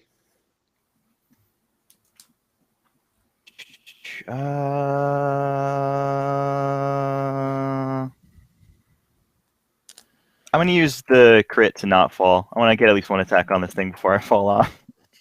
Okay. All right, then. So your critical success is fine. You don't fall off. You actually manage to gain ground. So you climb higher up its back. You're no longer counted as being submerged. So you're now just rolling to hit it at a +5 to hit. All right.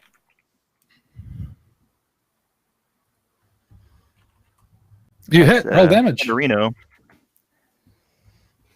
now, would it count? Because I'm like, if I remember, I'm like right there. Would it count as Always the rolling advantage? ones on these. You're technically not engaged with it. It was using its tongue to pull you into range, and it failed to pull you back. So you're technically not engaged. If Okay, you so were I'm still in where I front of was. it, engaged, yeah. So I'm where I was. You haven't- So I could you haven't actually moved tell it. towards it. I might be able to I might be able to get to you then. Because I'm still like 2 movements away from this massive toad. I could get to you potentially. So is that just 1 point of damage? Yep. Okay. Yeah, you can't get a good angle. You're cutting at it, but you can tell it's just not doing anything. As its thick hide eats the blows. Next we have Huss, who's currently engaged with one of the other toads. Let's pull it towards him. What does Huss do? He's gonna battle the toad. Okay. What else is he do? He's gonna attack that toad with a 20. How's that? Shut up. Fuck off. This is the quietest I've ever heard, Luke, because Firm's not there, and then every time he's just rolling critical failures. Okay, so roll your defense at negative. Yeah, it's going to hit you. Roll D4.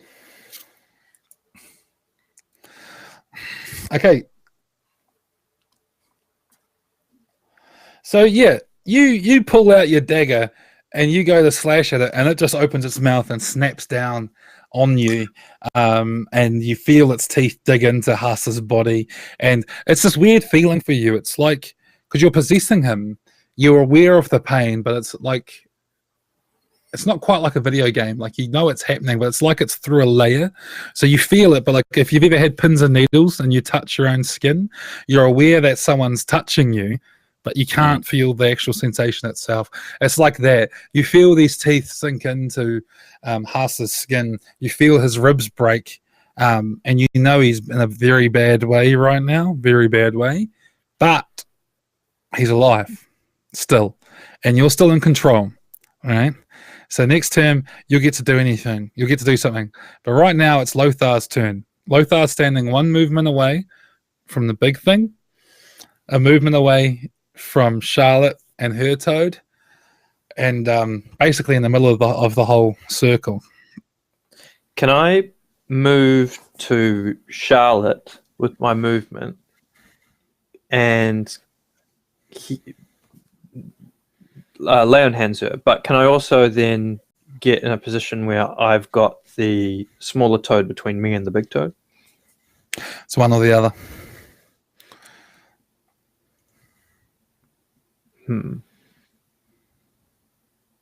How many hit points you got, Charlotte? You're on 1, right?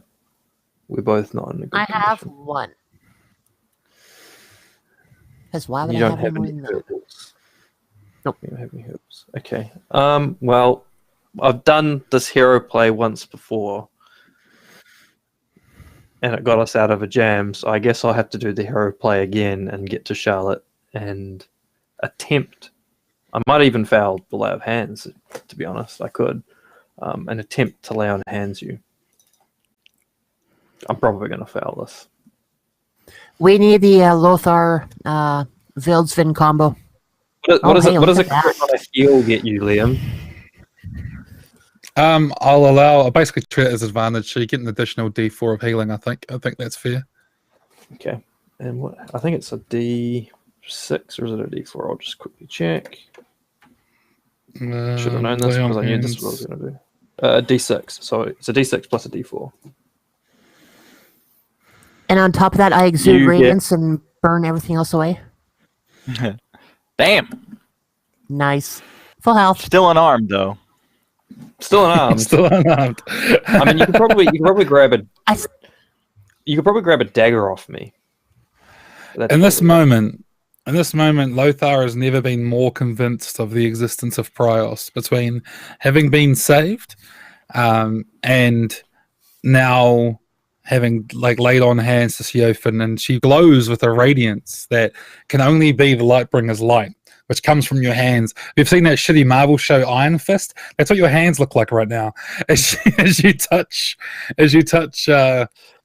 I'm going to see that, and then I'm going to die immediately. Yeah. That's the reality of that. I see that, I'm like, oh my god, I'm so certain now, and I was not that certain before, but now I am. Please roll me 2 defenses at -3. Lothar?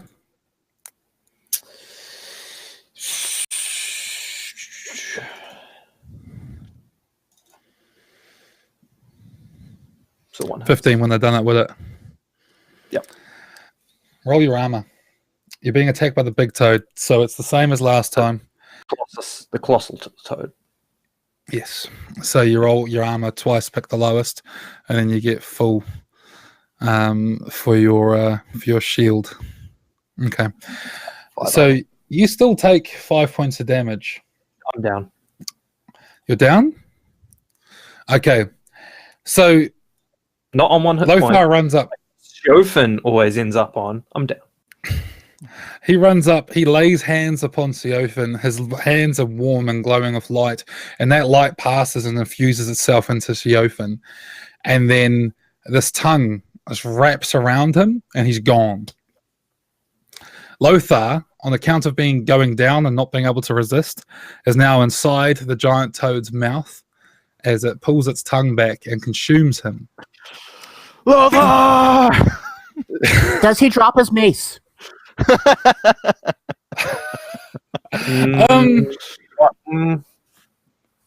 shield, definitely not. The shield's with me. The shield's tied to you, yeah. The mace would not be on fire anymore. But it might be. I mean, it would be under waist high water, so you might not be able to find it if I did drop it. Yeah, I think that's good. He dropped it, but it's underwater. You'll have to try and scramble to find it. Luckily, your wounds are healed. You're feeling much better. And that's convenient because the toad in front of you is attacking you right now. Roll your defense -3 twice, pick the lowest. We got this. So yeah, you managed to dodge and avoid this toad that's trying to get you. And then the one that's going for Haas goes for Haas. Haas, roll 2d20s.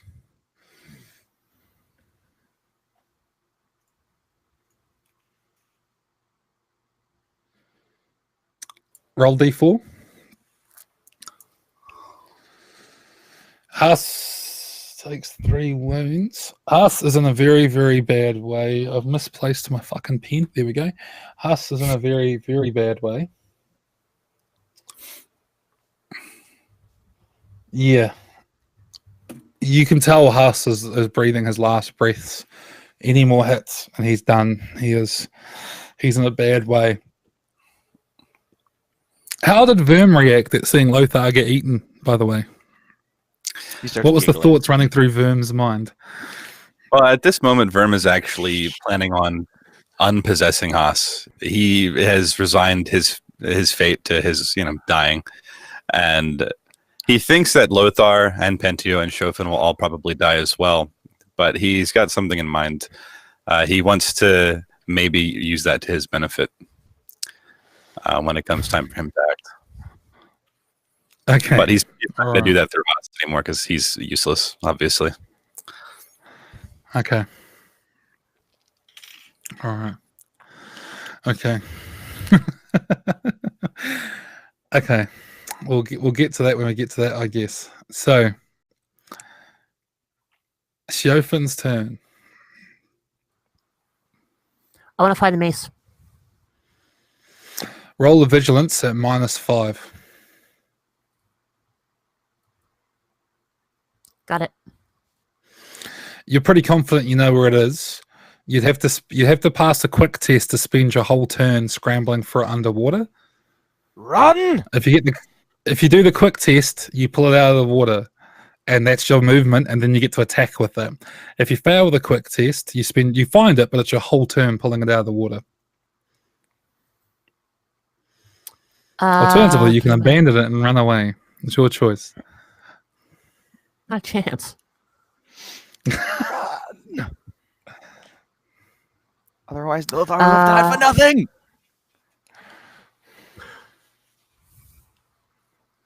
Is he saying that?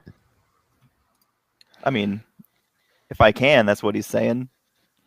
Well, I mean, the entire time that he's on top, he's yelling, "Run!" He's like, "Don't stay and fight, run!" Is his entire thesis while on the back of this thing. He's just delaying the inevitable. Yeah. No one's gonna you're not following your own advice. Why should she? We gotta Also save the Lothar. That delaying frog action. doesn't deserve the heartburn that he's going to give it. He's dead. Fuck. Have I used my reroll yet? No. Yeah. I don't think I did. No, you Nope. haven't. No. Nope. I am now. You son of a bitch. So you're fishing around and you pull the mace covered in like there's blood from the dead frog, but there's also all sorts of slop and mud from this thing. The chanting on top of the platform is getting louder as the people celebrate the feasting of their god down below. Pentio.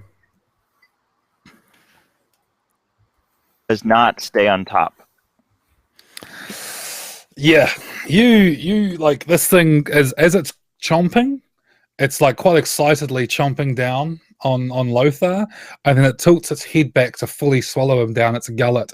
And as it does so, the angle's just too much, and Pentio slides down. You're still engaged with it, but you're no longer on top of it and safe, and you're back in the muck.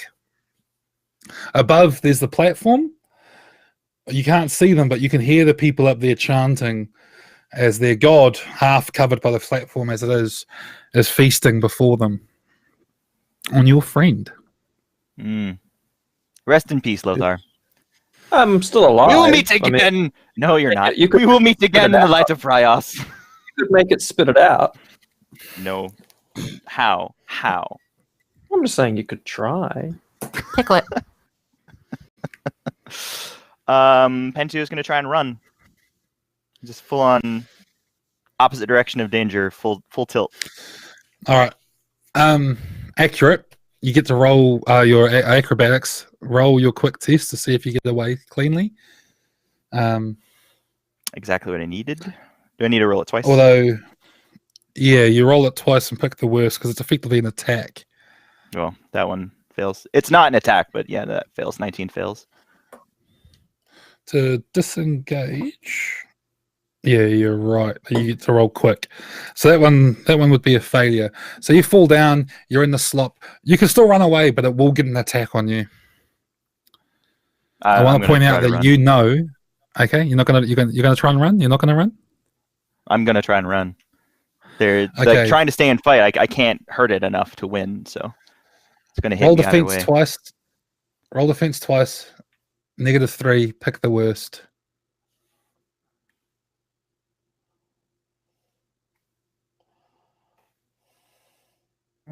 That one's bad. That hits you? Yep. Okay. You need to roll a strength test. -3 to avoid being eaten. You roll what now? Strength and -3 to avoid being He eaten. gets eaten. Okay, first things first, you take damage from the bite, so roll your armor.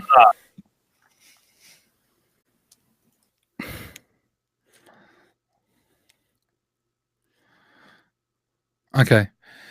You take 4 points of damage as this thing bites into you, and then it just rips you back down into its gullet.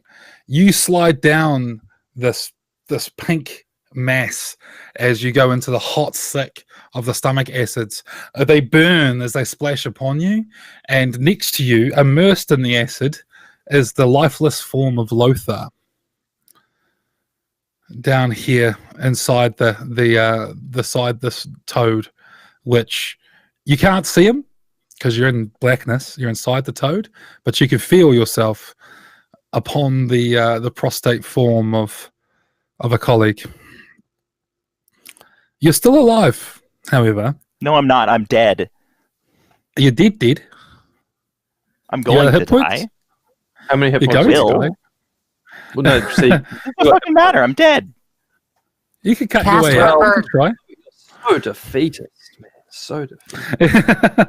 You still count as alive inside the toad. This is like the scene in Guardians of the Galaxy 2 when he's inside the monster at the start. You can still get out. You automatically hit when you're inside too.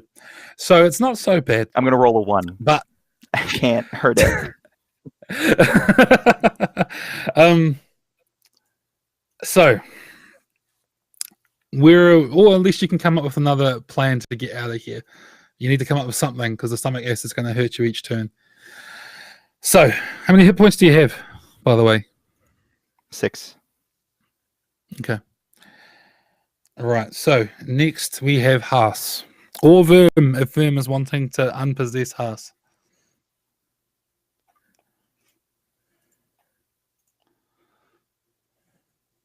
You're muted. Muted. Yeah, Verm is going to unpossess Haas this turn, resigning him to his fate of death to Toad. And as his body kind of kicks out of Haas and he's returned to the edge of the wilderness inside of his circle, Vildsfin at his side, the chaos of battle transforming into this somewhat serene scene. He tilts his head back, almost trying to commune with Lothar's spirit. This weird thing he does where he tries to get in touch with the energies around him. It pauses for just a moment before looking down at Vildsfin and saying, "Well, it looks like they're going to die, Vildsfin, but perhaps it won't be for nothing if we act quickly."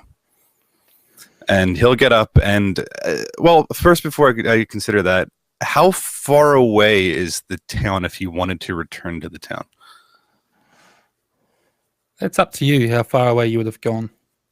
He would have gone far away enough to be at the edge of the forest, however far away that is, kind of just beyond the forest where it breaks into, thicker trees and brush. However far that is. Then it would take a full turn to sort of get into town, and then another turn to get to where everyone is.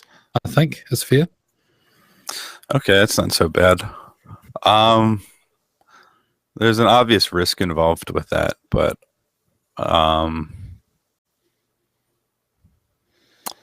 yeah, and well, in the pit, he doesn't want to go through the same entry. Is there an entry, like if he wants to go toward where the side where the pit is? Yeah, almost? you could get up on the platform if you wanted, or you could get because the pit's in the middle of town. That's easy to find. Okay. Okay, so he's going to head toward town, at least for now, the one turn. He's not going to actually be full inside until the next anyway. So let's do that for now and see what he sees next turn. Okay. So he's going to arrive at the edge of town. You're arriving at the edge of town. You can hear the chanting and everything in the distance. And Vildsfin's running next to you as you make your way there. Next, we have Lothar. Could Lothar roll me a death save, please? I think Drake's already decided. All right, death saves. Oh, what are death saves? It's a D20. Against You don't want to roll a 20. None of your stats No. modified? Okay, No. that's why I was... Fail. not Okay. dead. You are one step closer to death.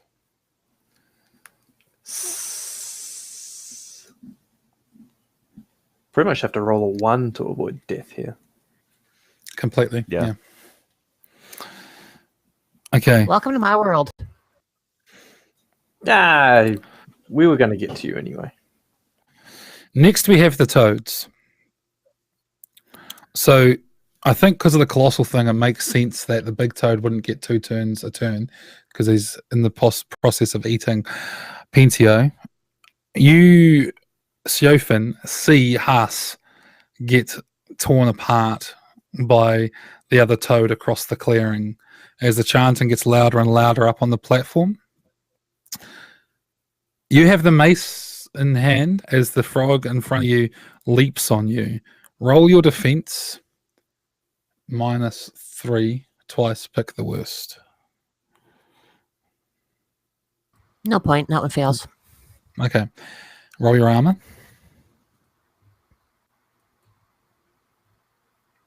You take 1 point of damage as this thing bites at you, and it bites into your leather armor, which absorbs most of the damage.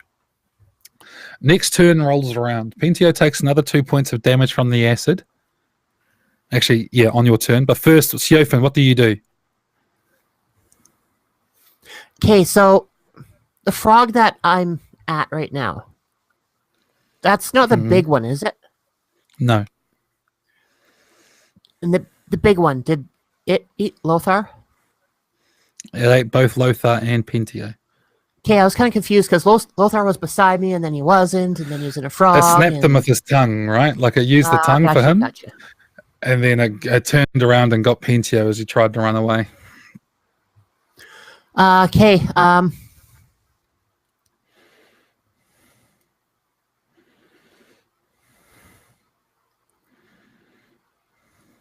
How long would it take me to get to the big toad? 2 actions, and you'd get a free attack on you from the toad you're standing next to. Okay, I'm going to take a swipe at the frog that I'm at right now with the mace. Mhm. Now, how does that work? Because it is not a ranged weapon. I don't get to use my vigilance on my attack. Is that You're accurate. strength or okay, Accurate. which I think it was 7, wasn't it? Yeah, and that's at +3 to hit. So you're looking at 10. So you're still rolling twice though, because you're still in water. Well, that one's not registering. That was a 5, but okay, well that one's better. Wow, what the heck's going on? Shit. So you swing at it, but yeah, you have no luck. It's just too good. It sort of manages to avoid the worst of it. So, Pentio, Yo. what are you doing? Dying? I guess I'll try and swing my way out. Chew your way out. You're not gonna try anything else? You've still got your weapons and stuff on you. You've gone in there. If you come up with any inventive stuff here that you can think of as being quite good, I'm all ears. I don't have anything on me but my weapons. Okay. All right. So you automatically hit. Do you have any I'll give you acids or anything on you? Oh wow! The stomach is the You get perfect advantage place to roll a d4 as well. for someone to try and attack you with acid because your stomach doesn't care about there being acid. Yeah, goddamn. So yeah, you're And going kinda down fucked me this up. gullet. You're going down this gullet, and you're not happy. You're fucking angry. Oh, that's a lot of fucking damage. Okay. You just managed to beat its pain threshold. So Oh wow. this thing roars as it's as inside it is just not right. It's clearly never had to swallow something with a blade before, and it sort of collapses and it starts gagging violently. Now you get to choose whether or not it throws you up. The chances of it throwing up again are pretty low. But I'll survive more rounds in its stomach than I will outside of it, though. is all I'm saying. Like guaranteed 2 damage a turn. I'll last 2 more turns. I get attacked and fail my dodge. I'm going to die. Yeah, so that's fair thinking.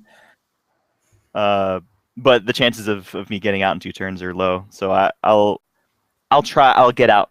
Maybe it'll leave me alone. You get out? Maybe it'll be like, oh, I don't want anything to Okay. do with this and run away. Okay, all right. So it regurgitates, it coughs you up, and you sploosh out in a pool of fluids down into the lake. Roll a d6, Sean. Evens, it also throws up Lothar. Odds, they have to cut you out. I was expecting you to just say, you were down there first. Okay, D6. What did I get? I didn't What look. did I say odds were again? Evens are 3 up, odds they cut you out. Yeah. Yeah, What did I that's get? what you said. Yeah. You got a 1. So yeah, you're inside it. Correct. It doesn't throw you up. It keeps you inside, but it regurgitates Pentio as it's gone Angry down little this knight. turn. There's a collective cry of alarm from the platform, as this is the first time they've ever seen their god take harm like that. As it regurgitates you up amongst the vomit is a significant amount of blood, as you've scored a pretty significant hit on its insides. This thing's only been hit twice properly, and each one of them has done a lot of damage. So it's having a bad day. So yeah, it's throwing you up.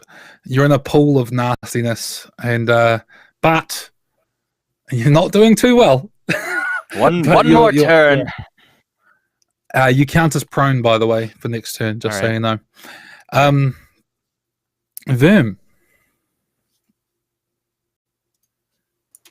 Okay, so as Verm arrives at the edge of town, wanting to be discreet in his approach and not immediately draw the attention of anyone in the village as to be trounced upon, what is the best approach for him to do that, having seen the outside of the village and a bit of the inside? Is there some way he can get kind of close to this pit without being obviously seen? Staying below the platforms is the most obvious way. If you're up on the platform, it's pretty hard to see below them. Okay, and the platform being what? Where all the people were gathered before? Or were they all, are they all gathered now? Well, they're on like the main platform, but all I mean is that you're like, again, think about clock, right? The clock is the ring of the town. They're all at 12 o'clock. You're sort of coming in from 3. So you can stay below the platforms and get to the edge of the puddle more or less unseen. And you're, quite a distance away from them underneath the walkways and gantries of the town. Oh, so I would be beneath, where I'd be kind of getting close to the edge of where the water is, where everyone else is at. Yes. You could go Okay. up on the platforms, but they're more well lit, and that's a bit harder. You'd have to actually try and sneak. Okay. So keeping a very safe distance, at what point would the king toad or queen toad come into view? At the end of this turn, basically. As you move in, you could see it at a distance. Okay. He is going to move in and send Kirkaw out further. No, this is something we haven't talked about, so I want to ask you this. Is there some kind of... he has trained it without taking direct control of it, as he would have to do with his ritual. Is there some kind of like attack order he can give it? Not expecting to do much damage, but he's had Kirkaw go and like snatch hair off of people's heads before and stuff like that. Like fetching orders almost, as opposed to being like an attack unit, but kind of like a fetching distraction kind of thing. What animal is it? It's a crow. What are you trying to achieve? Have it just kind of fly around the head of the toad for now, the queen toad. Not like directly in front of its vision, but just like above it. Just in that general area. And you could fly it around there. But he's pretty big. Like, if it was a normal person, having a crow in the face is distracting, but something this big, I'm not sure what. Yeah, I don't intend for any. Yeah, I'm not going for anything now. I just want hit in position for some potential command in the. Okay. Yeah, although you're not in direct control of it, so yeah, his effectiveness wouldn't be too great at whatever, but he could try something. It'd be down to a dice roll ultimately. Okay. But yeah. Yeah, so I'll be at the edge of the water once I get in view, being very, very, very defensive. Any toad at all nearby, he's paying extra attention to, and is going to fuck off if one comes toward him. Okay. Roll a discreet roll, just to see how sneaky you're being. And you get, because of the darkness and the fact that no one's paying attention, we'll give you a +5. It's really bad. Okay. It's not good. We'll remember that for later if it becomes relevant. So you're sneaking up and you can see everything that's going on. You've seen Haas is in the process of being eaten. Siophin's off fighting her toad across the circle. The dead toad in the middle of the circle, and you see the big toad on its belly, having just regurgitated Pentio, and a big pile of nastiness. What's Vils been doing? He's really close by Verm's legs, just on full guard. If anything comes toward Verm, he's gonna attack it. Okay. All right. So that's that turn. Lothar, roll a death check.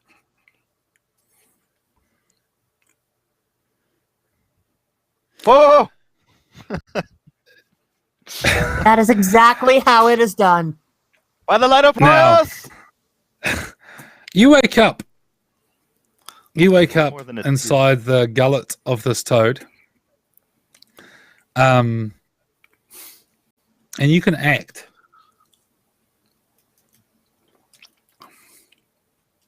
You roll 1d4, actually. Roll 1d4. This is the important bit. You need to get more than 2, because you can't act until next turn, but you're going to take 2 points of damage next turn. So roll a d4 to see how many hit points you have. Reading this description here. 4. Okay. You wake up. You feel warmth around you as you awake, and you feel like yet again you're in touch of Prios until you open your eyes and you're in pitch blackness.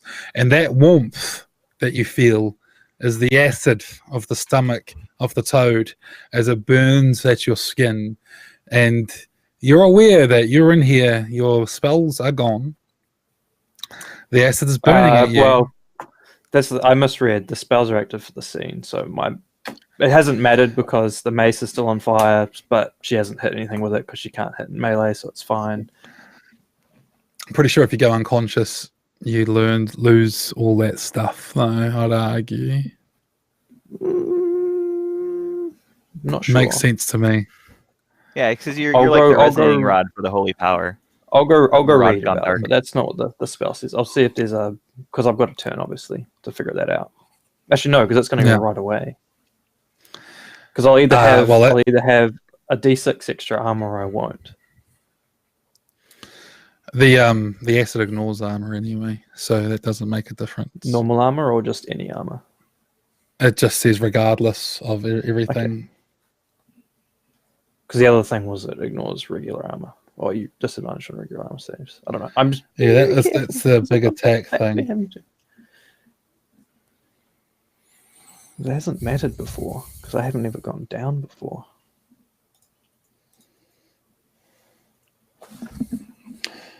Yeah, a hazard environment dealing 2 damage per turn, ignoring armor. It doesn't say regular armor or anything like that. It just says armor. Okay. Where's my mace? Where's my mace? I have a deck. Yeah, I'll let you look it up to see what it says about characters getting to 0 wounds. But I Because think I'm obviously at 2, but I'll look up for my next turn because I don't get to go yet. So.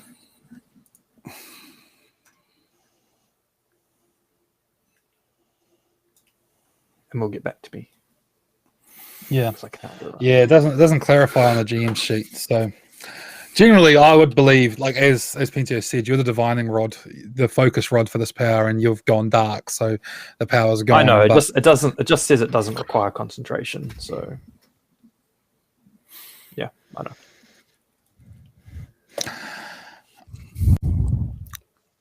Right, so that's next turn, but you're at 4 hit points for now. The big toad gets up off the ground. That's its whole turn because it's colossal. It can only move or attack. So it spends this turn getting up, croaking and roaring at the damage done to its gullet and stomach by the angry little knight and his sword. Probably quite lucky that he is smaller than the gullet of a frog to get back out so easily. Next, we have the other frog that's attacking Siofin. So, Siofin, roll me defense, please. Usual 2 at -3 to your defense. That's a D12, not a D20. Damn it. Where the hell might D20 go? You may have moved it. There you It go. got swallowed by a giant toad. It's sitting at the very top of my rolling platform. No, fuck off. Okay, roll armor. Mm-hmm. You take 4 more points of damage as this toad bites into you. It's bad news. How many wounds do you have now?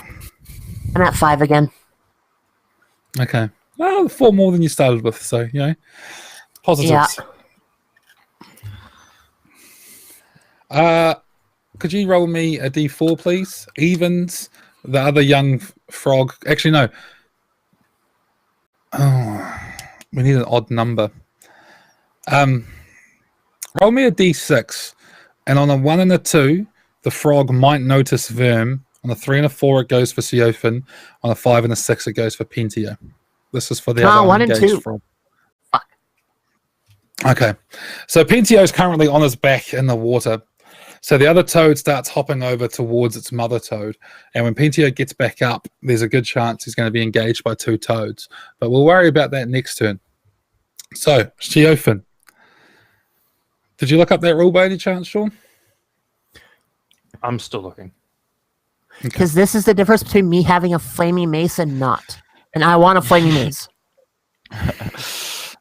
I mean, it's a free action to make it a flaming mace. So if I come conscious, I would be like free actioning to make it a flaming mace. And that would be how I find out I don't have it. Because I can't see it. I'd have to assume you're in contact with it, though, surely. It seems to me sort of thing, you have it in your hand and you're imbuing it with power. I mean, that narratively, that's how I described it, lighting. So, I mean... Yeah. Yeah, nah, I'm going to go with my gut here and say that you don't have your magic stuff on because it seems wrong that you would be when you're dead or dying. So, look, how about this then? Roll Resolute. Resolute -5 because you're dead. If you succeed, your power was so great that your magic stayed on even though you were out to it. How about that? There you go. There you go. It's all still The going. mace is on fire, and Lothar's holy armor might be keeping him alive inside the stomach of this frog. It's like So, sparking. yeah, roll to hit. Siofin. I take +3, the you now. rolled twice. Okay, I take the now flaming mace and raise it above my head. And by the power of Prios, I fail. Nope. Yeah, you swing, but you're having no luck. No luck at all. Why did I save you? You had no arrows. Why did I save you? Should have saved myself. I could have healed myself. Pentio, Is it my entire turn to stand up?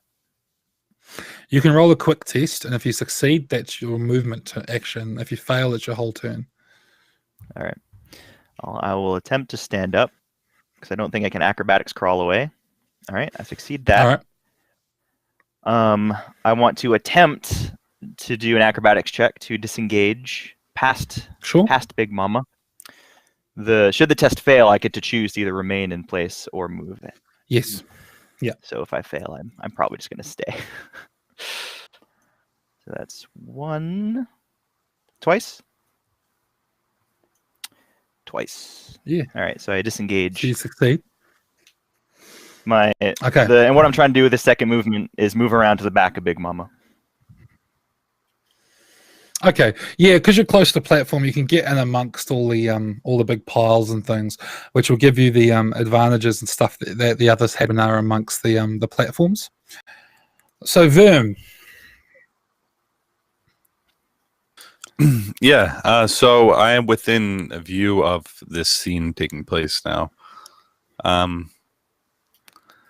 And so I see the big toad. I imagine I see some of the smaller ones. Any of them?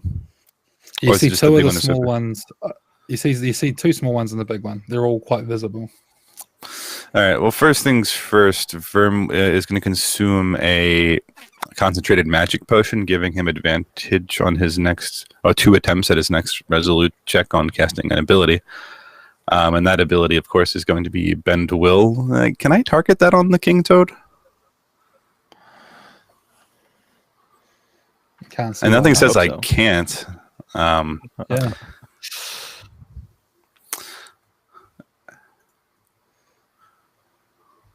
Yeah, no, you can. Yeah, so Yeah, it's any let's creature. do that then. So I'm going to target the King Toad with Bend Will.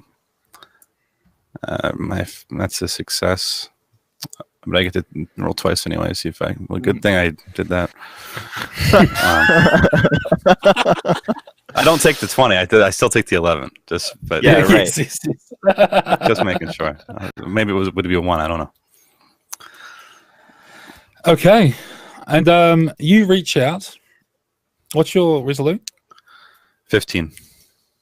You reach out, and you take control of the primitive rage that is the giant mama king toad. And everyone collectively goes, "Why the fuck did you wait this long?" It's dangerous.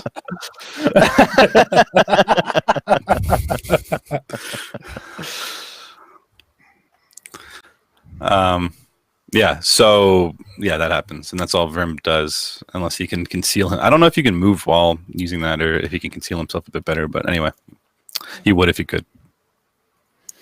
Yeah, you're sort of hiding amongst the basically the way I'm thinking about it is no one's looking for you unless they have a reason to look for you.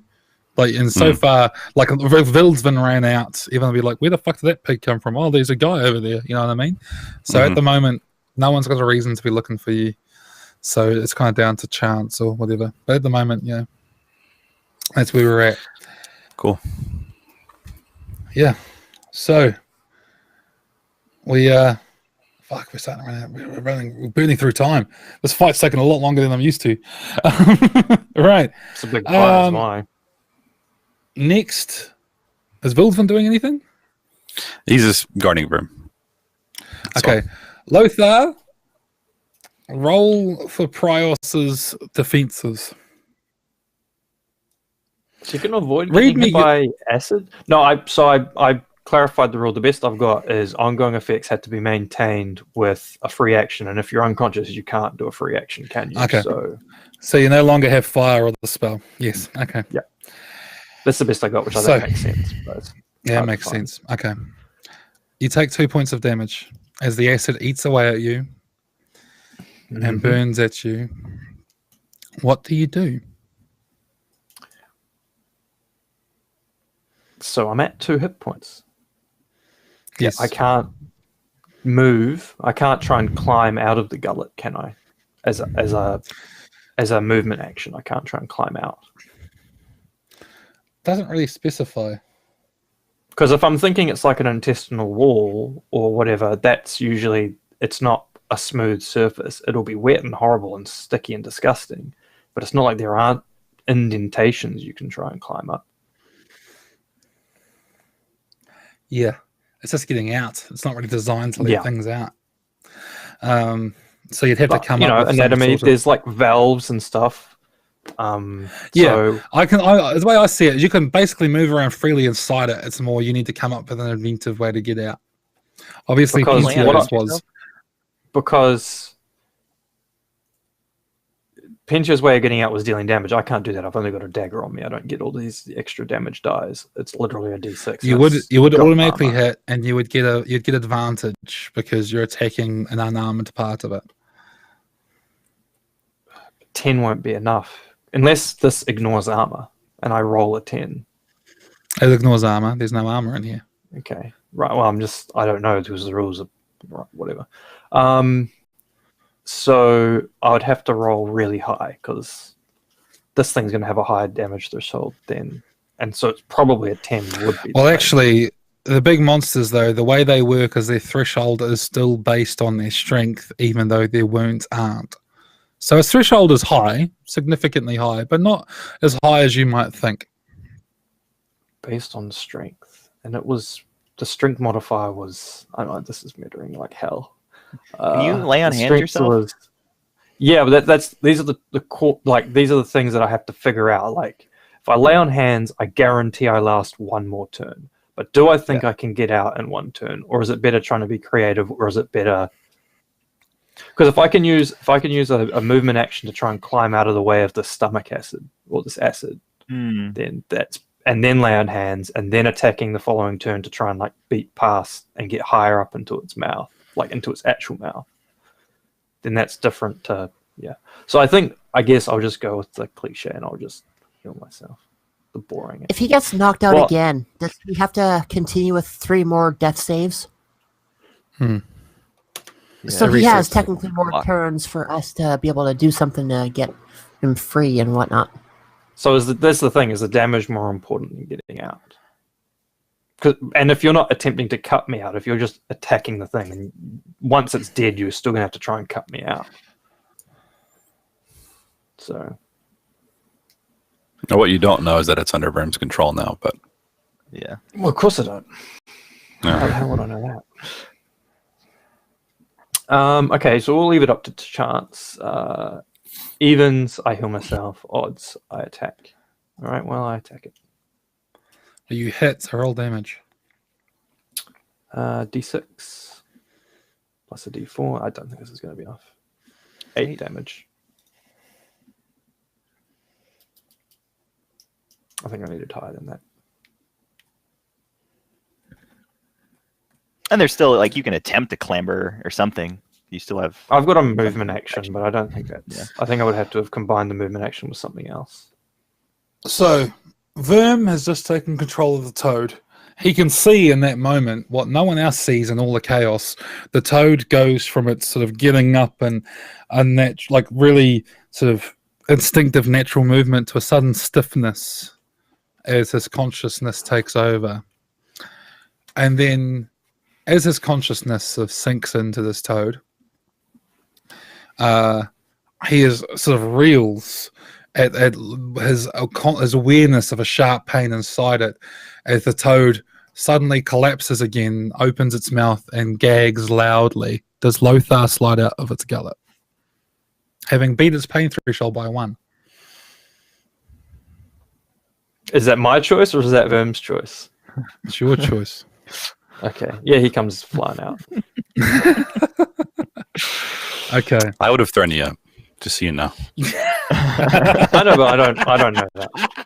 Verm, on the other hand. You could have been like, perfect opportunity, because I'm quite happy to lose characters. Verm could be like, yes, well, I've got the beast now, and I can kill another stone. King Toad's more powerful than Lothar. Sniveling, horrible Lothar. Yes. You're turning into Golem. Sorry. Yeah. Why is he all of a sudden Gollum?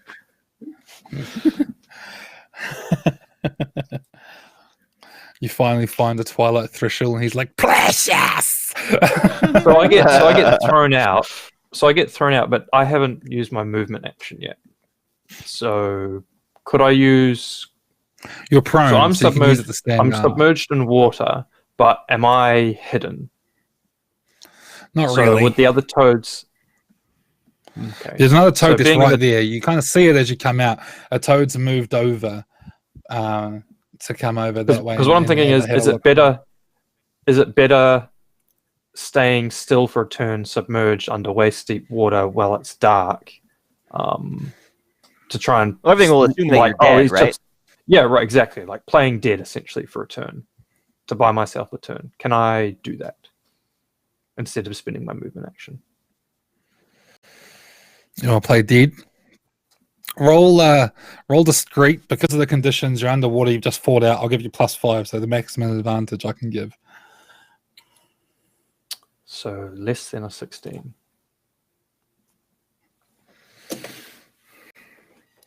You come out playing dead. Okay. This fight's going The better than I toad's expected. turn. The big toad, being colossal, has to spend its whole turn standing up if you want to do anything. Luke? It's basically move or attack. This is move or attack, but it can't attack while it's prone, so it has to get up, essentially. Yeah. Yeah, so then it's going to get up. Cool. So you are playing dead as the big toad in front of you stands up, and Pentio's around behind it.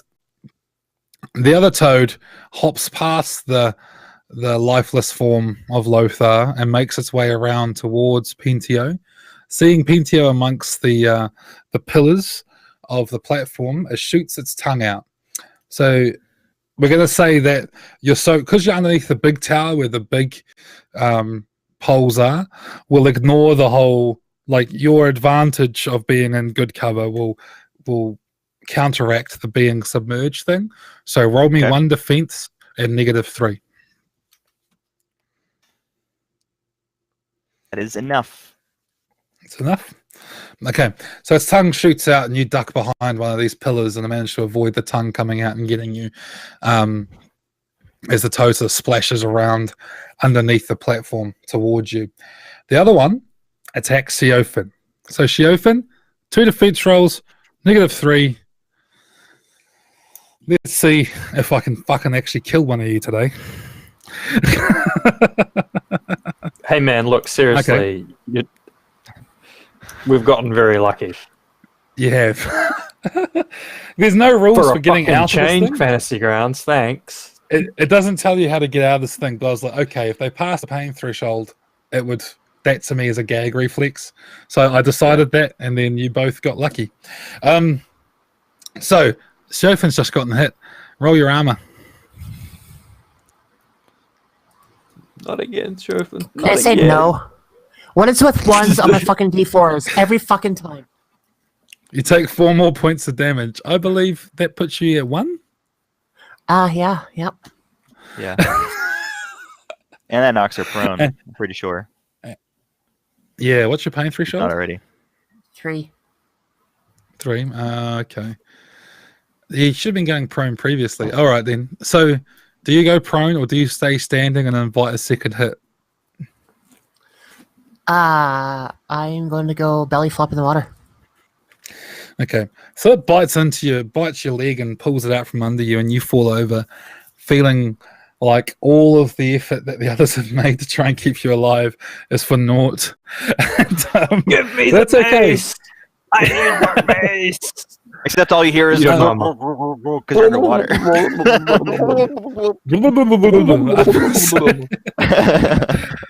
Pintio, it is your turn. I speak Aquan. Oh, actually, no, it's Siofin's turn. Because I was just doing the Siofin's turn, toads. yeah. Siofin's turn. Chofin. Yeah, I'm going to stand up and try and smack up the mace. Do you Okay, stand roll up, me a though? quick test to see if you can stand up in this turn or not. Because of the water, Yes. we'll make it the double quick. Technically, it says only combat, so.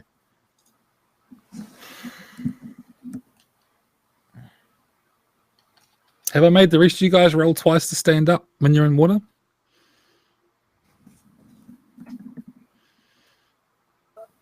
No? No. No? Okay. No, You stand looking at up. this, no.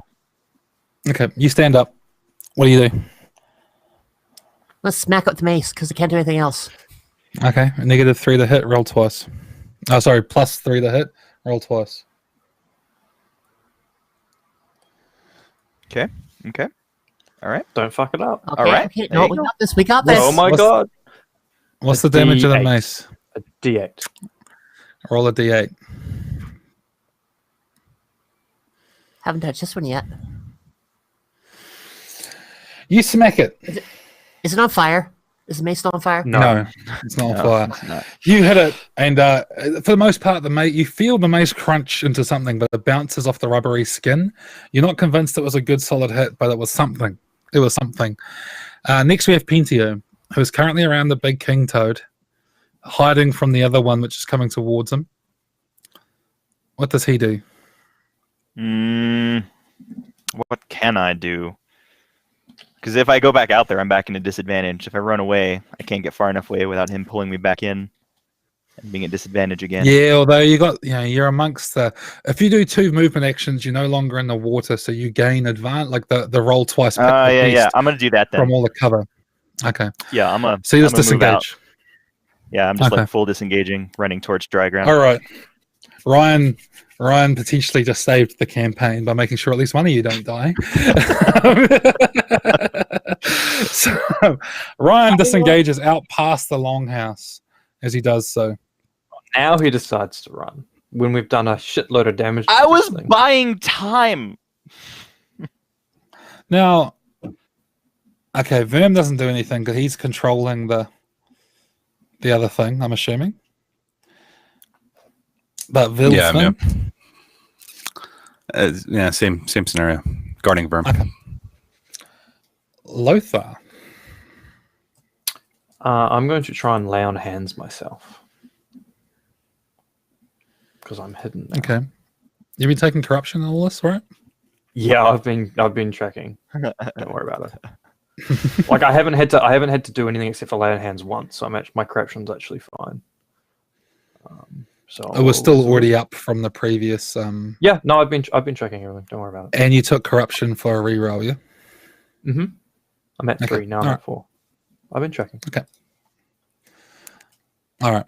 So, yeah, you lay on hands, roll its effect. 6. Oh, get over here. I'm at 6 hit points. Now, I will point out that non-zero. laying on hands would put your whole playing dead thing. The game would be the out. water glows gold. The water glows Yeah, as you lay your I know, hands on but yourself. I'm going to stand up and run. So Okay. So you do that and you spend the rest of your turn standing up, or you stay in the water? well, it's no difference. If I'm in the water or I'm standing up, it's no difference, right? So I'd stand up now so that I can run next turn. Okay, Toads. Let's do the whole thing was Siofin. just to try and stay, like, get some hit Actually, no, points. Siofin's before back that to goes. 1 hit point. I'm saving her to last. Let's. We'll go back to the other one. Sean, could you please roll me a d4? Okay. What's this constitute? 2. The toad that was chasing after Ryan, because the eyes are mounted quite far around their heads, catches the glowing water, turns around, Just a hops reflection, over mate. towards Just you. ignore it. It's just a reflection, mate. Ignore it. Hops over towards you and attacks you. Now, did you stand back up or are you still prone?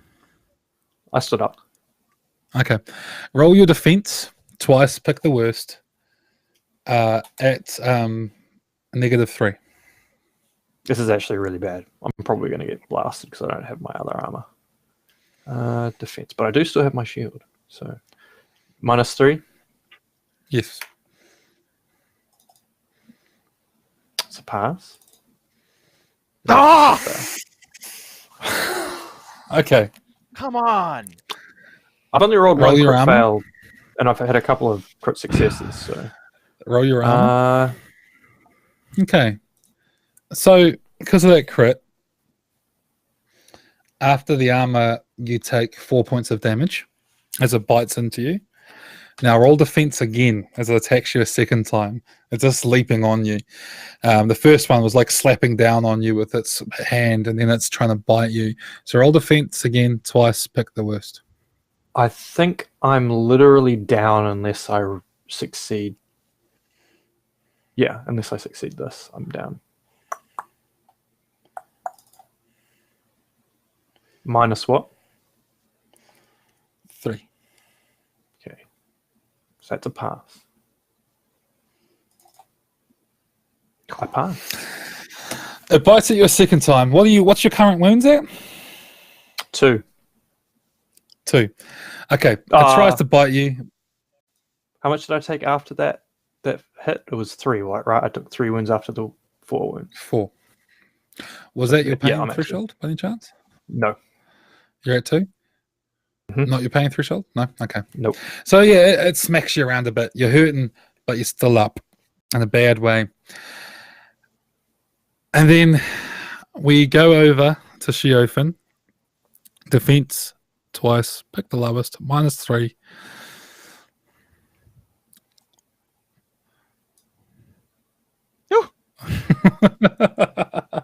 Siofin dodges, she ducks, she weaves. She's like A leaf on the what's wind. it called? Yeah. Exactly. Now Verm has control of the King Toad.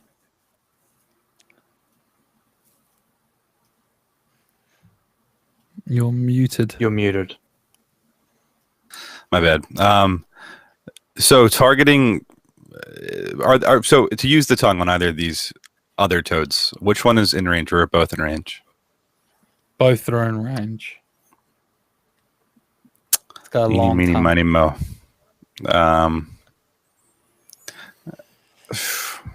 Who does Verm like the most? And Well, I think no, we they- all know the Low obvious bite. answer. Chauvin. So you He's also in know love with Chauvin's. I am Actually, that's a very good likable. point. It's a. I don't think Chauvin you is like also a anyone. danger, Who though. do you like more?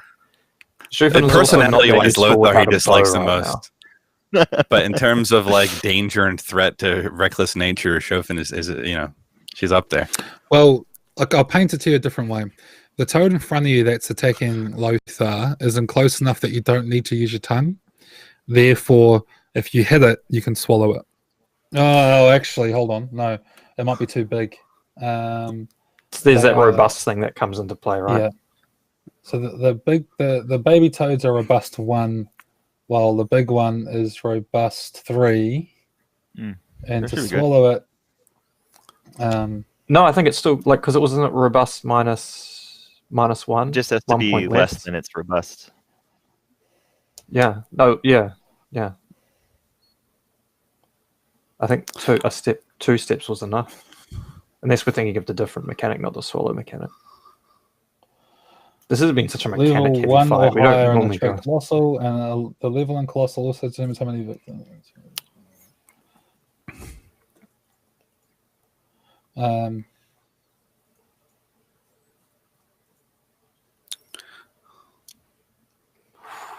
Consulting mechanics. Yeah, it looks like you can swallow them. You're big enough that you can swallow a toad, the baby toads. Jesus. Okay. Well, here's a question for determining which toad to swallow. Which one is closer? Like, which toad is closer to Verm?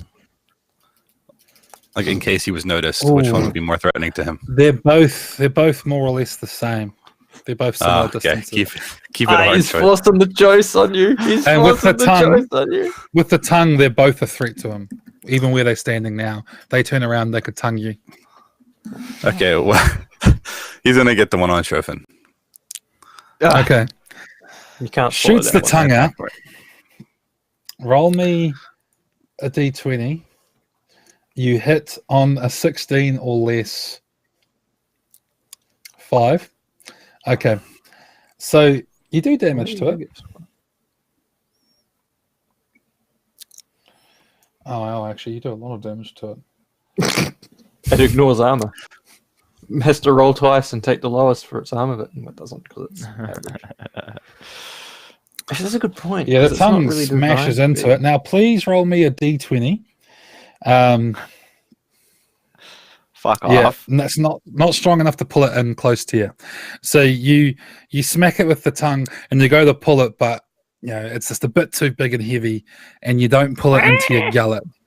But you do really smack it, and it's gone prone, as it's gone over its pain threshold, by a considerable amount, actually. So it's gone down.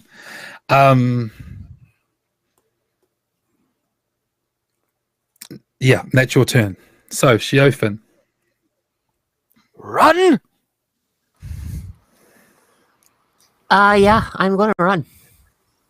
Oh, great. Now you leave Lothar. Wow. We think Lothar's dead, or at least Pentio hasn't seen it. He's been on the other side. He's just been shouting nonstop. Run! Pincher's a big coward. I mean, my frog is down, right? It's alive, but it's prone, prone, not so you dead. can But it's freely down, so I escape. can, yeah. And Yeah, what I I is mean, you could Lothar also attack doing? it and you have Or- advantage. Attack it, you Oh, get shit. advantage. Why'd you say You know, that? you can't say no to that. Don't get bloodthirsty and run! My increased corruption kicks in. Oh my Make god.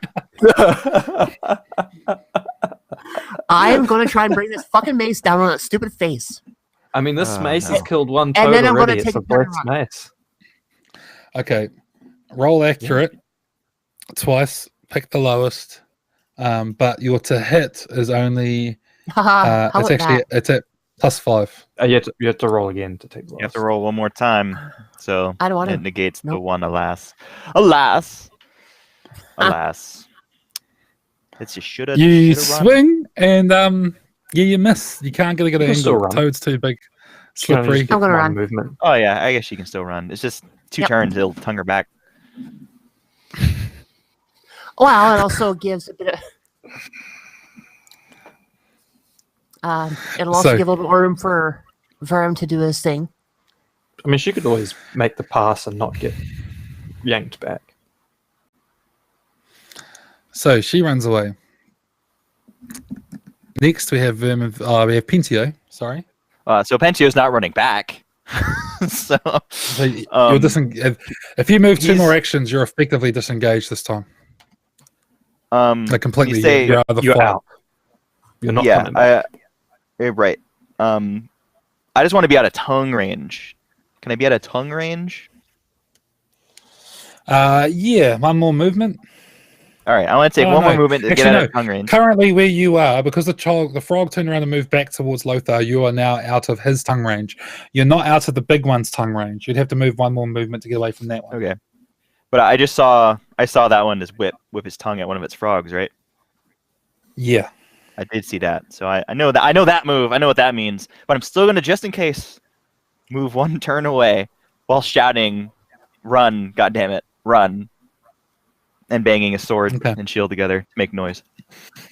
Okay. Right. We're going to finish this fight today, so we may go overtime, folks. Just get ready. So you run and you're still yelling, "Run! Get away! Run!" Yep. Okay. Okay. Verm and Vildsvin. Yeah, I mean they're doing the same shit. He's crouched in the brush on defense. That's it. Okay. Right. Next, we get to 11, which is the mob. The mob, surprised by what's going on off the tongue, start looking around, and then the discreet of 19 comes back and bites Verm on the ass as people start pointing and go, look, it's their friend. Look at the pig. And the crowd starts running along the gantry, some of them, not all of them, in the direction of where Vildsvin is, as they try and Vildsvin and Verm, as they try and draw attention to them down below. It'll be a couple of turns before they get to you, because they're staying up on the platform, but they are making their way in your direction. Lothar. How hurt is the toad in front of me? Has it been attacked at all? Does it look like it's been hit at all? It looks fresh. No, it is fresh. Fresh as the day it was spawned. And the problem is that I can't, unless it's prone, I can't get away from it. And I don't have the hit points to take a hit. So I would have to pass the defense roll. And I don't have amazing defense against these things. And I'm at disadvantage for it. And if I do, I still have to... Like, this is the problem I'm in, is the fact that no matter what I do, I have no good choices. Yeah. Yeah.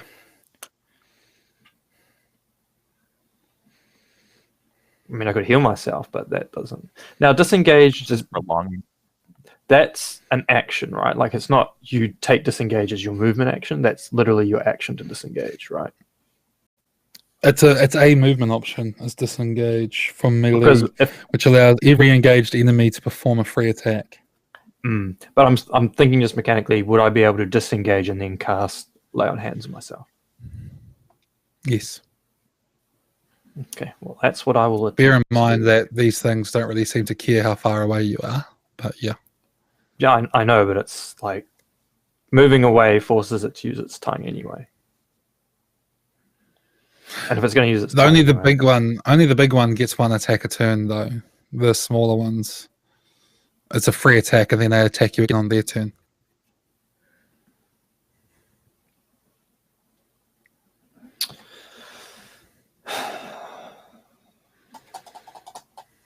I'll try and disengage, and then I'll decide what I do. Because I'm 100% going to disengage. So you have to roll 2 defenses as it attacks you. It hits. It hits. Roll your armor. I think I'm down. I think even if I get a 4, it's not enough. I don't get a 4 anyway. You take 4 points of down. damage. I'm down. So you move away, and as you do, it just bites into you, and it shakes its head side to side, and then smacks it down onto the ground. And everyone sees Lothar go limp and lifeless. again. yet again. Well, I didn't see it last time. Oh, you saw it last time. You Could, probably got swallowed. Charlotte, could you roll me a d20, please?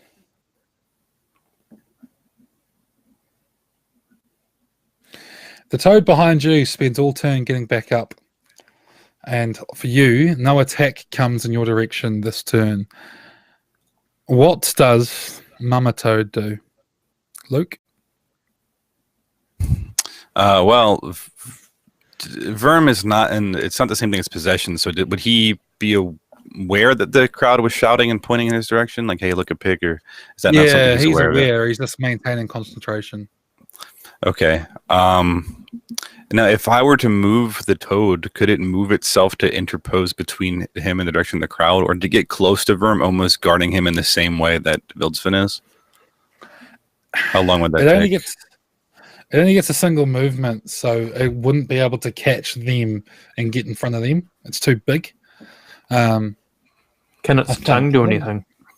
Can its tongue reach anything? Its tongue can. Its tongue can start picking people out of the crowd. Yeah, maybe. I mean, it's tough choices because Lothar's down. There's, but I mean, Verm values self-preservation. Yeah, he's going to try to pick off the first person in the crowd, like this, leading the charge down to try to, cause panic. The other thing is you could think about yanking a. I know I'm this, but I think your character's smart enough to see these things and think about these things. The struts and the pillars and the supports. The carefully studied supports. But the one they're running on, you could like yank it out on the walkway, and they could all fall down. I mean, that would be instead of going for the single person. Yeah, I get the little frogs off our back. I could get the little frogs. I could. I mean, it's a lot of things I could do here. You have all the cards, just as you like it. Yes, all the cards. Yeah. I mean, maybe Verm considers the same thing Lothar did. If he looks toward the support beams, do they look like they could actually be moved with the giant toad's tongue? Well, if anything could do it, it's the toad. It's not necessarily going to be easy, but I could try. I could try and pull a beam out, try and pull apart the gantry. That sounds more fun than killing just one. Kill all of them. So I mean, it deals with your self-preservation problem immediately instead of taking one out. Yeah. Let's try that. It sounds like a good idea. It sounds fun. Let's. I'm gonna just roll some kind of attack roll against it, or what? Yeah. I mean, hitting it's easy because they're not trying to not be hit. So what we'll do is we'll do a strength test. Or basically. Yeah, we're rolling damage, right? So in this case, you're rolling. How does that work? A D12 and 2 D4s for damage. And then once you've done a certain enough of damage, we do a strength test to see if you pull it out. Does that make sense? I'm basically assigning wounds to this thing. Yeah. Okay. And yeah, I mean, it's hard to say. You don't have to answer this directly, but I'm wondering if there's any way to determine how the potential of the toad. If I rolled, for instance, mechanically speaking, if I rolled max on all the dice, could I potentially take it out in one turn? The way I see it is, if you do 15 points of damage, you've definitely destroyed it. If you do 7 or more damage, I'll allow you. It's effectively like knocking it down. In which case, you roll a strength test to see if you can pull it out of the ground. Does that make sense? Yeah. Yeah, it makes plenty of sense. I'll roll the damage. That's good. Well, there you go. That's good. Damn! I wanted to do 15. That's all right though. So now roll 15, roll a d20 for strength. So there's a crunch as the tongue digs into it and pulls. The whole thing shakes and heaves. There's screaming from people up above, but you don't quite pull it out. Some of them will probably make it across. But you've done significant damage and people are scared. People are backing off. Like you're You've done something they didn't expect, and they've been here a long time. The trap has protected them this whole time, and now it's turned around and is turning on them, and that's putting literally the fear of God into them. So, you've done something. Chances of not. I mean, it's physically impossible for you to not break it next turn. So, yeah, you've done something. And next, Sheofan.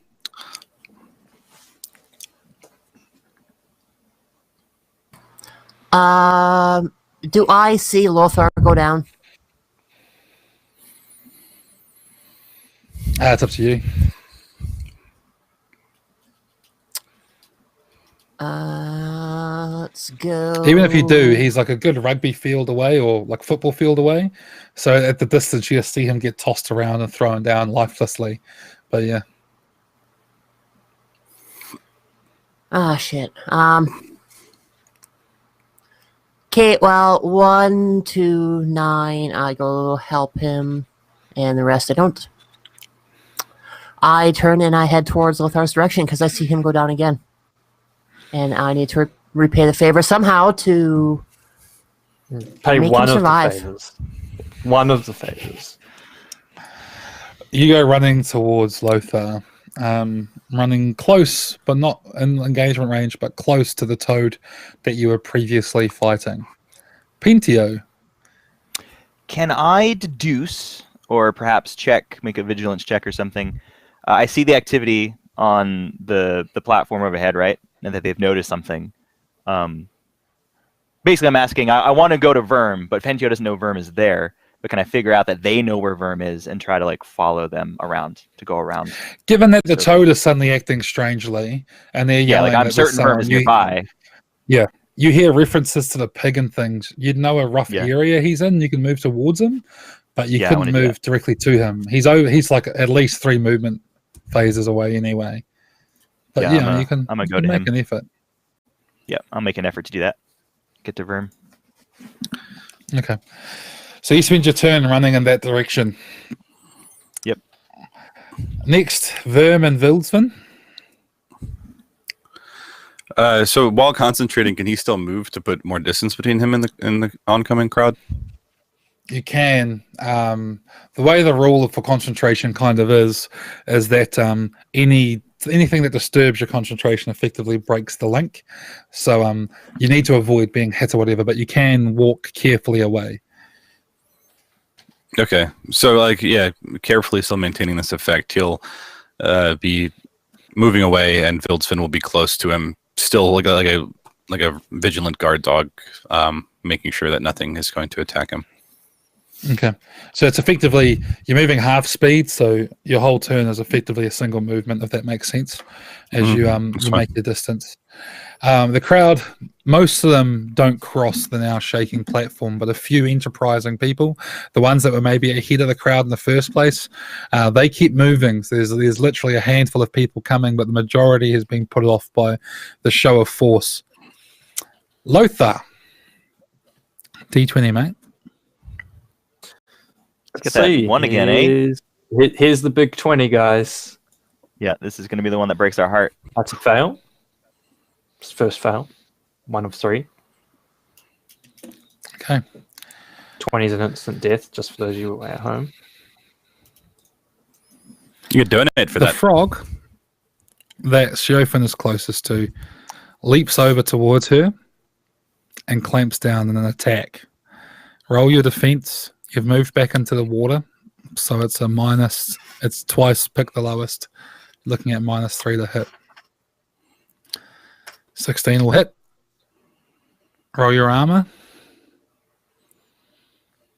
You take 1 point of damage. And that knocks me down. And down. Did you go back in with 1 hit point? Barbarian down. Lothar gets her up again. She hasn't learned. Was it positive, negative reinforcement? I don't know what do you call it? Negative reinforcement. Yeah. I don't know. Right. You've encouraged bad habits. So You two across the other side of the square, you're both busy. You don't hear what's going on, but there is. You don't see what's going on, but you hear a scream that you identify as Sheofan, which is cut short in a way which is pretty telling what's going on. The other frog, I don't know what to do. The other frog sort of, it's sitting there trying to swallow Lothar, but this is the smaller of they can't consume him whole. So it's sort of chewing on Lothar's leg. So if he lives, he's probably going to have some sort of long-term effect from this as it's trying to eat him, assuming that its mother is just acting strangely as it's an animal and doesn't comprehend the idea of consciousness or control. So we tick around to the next turn. Oh, no, and it's still the frog's turn. Is the frog still tearing apart this gantry? Bring it down. Yeah, let's bring it down. Wait. So There's another thing you could do. You could pull apart the gantry to stop people crossing it in case people get brave. Alternatively, there's no way the gantry immediately above you is heavy enough, strong enough to support the weight of the frog. So if you were just being vindictive and wanting to destroy the village, you just need to climb on top of it and go wrecking ball, basically. But if you're wanting to stop the crowd specifically from reaching Verm, then you're going to have to pull out this this thing. Yeah, that is ultimately the goal, first and foremost. Everything else can be figured out afterwards. So okay, there's no point rolling because the minimum roll is enough to get over the 15. So you pull the beam out, it splinters, the bridge sort of gives away and that washes away, and you've isolated 4 people running towards Verm along the platform from everybody else. Those people are in a whole nother turn's worth of movement away from Verm. So Verm keeps moving away. There'll be 2 turns movement away from fall Verm. into the water. People definitely fall as this thing is torn apart. The ones that ran forward are safe, but some of these others drop down screaming as they splash. This causes considerable panic because these people know don't go in the water. That's a rule. So there's now people fearing that they themselves have been offered up to their god. So things have gotten a bit chaotic in this moment, as women and men and children cry as people fall into the water below. So, Sheofan, roll me a d20.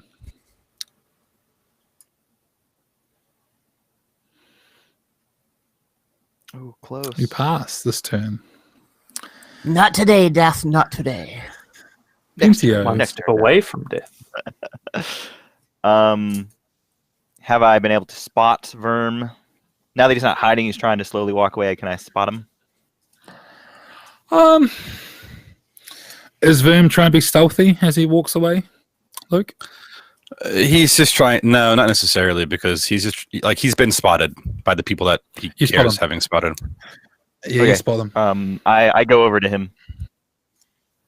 However far away that is. All right, yeah, you spend your turn sort of reaching him at this point.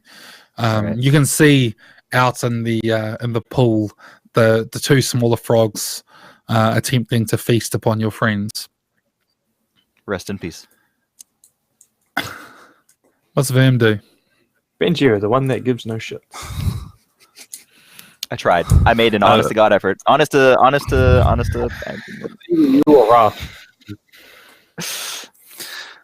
Verm will sense Pentio's approach and speak over your shoulder. Their number is up, but our work is yet to be done. Protect me while I finish here. And he'll continue backing away, like kind of shouldering past Pentio, putting more distance between them. Wildfin guarding just Okay. as usual. And the mob keeps coming. Next turn, the four of them will be on top of you and able to attack you. So let's quickly roll for Lothar. D20.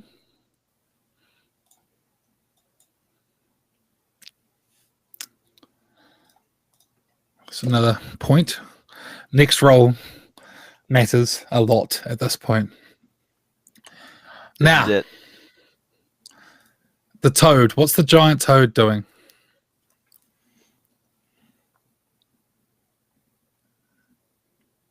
You're muted. Muted. You're muted. Of the 4 people, the toad's going to pick off the closest one. That's kind of leading the little band of 4 dickheads coming at me. Okay, roll a d20. Toad's tongue flings out and misses, and his cries about how the tracker is turning against them. Shiofin, d20.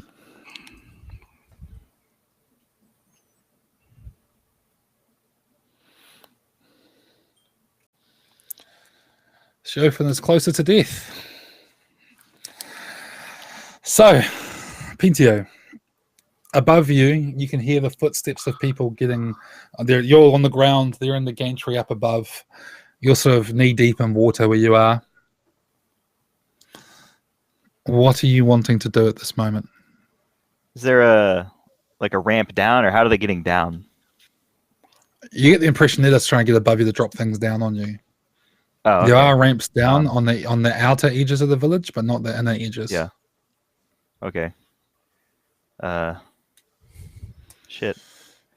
They're just gonna drop stuff down on us. 1 on 4 is not very good odds, so I guess I'll just keep pace with the Verm shield up as we move to escape. Right.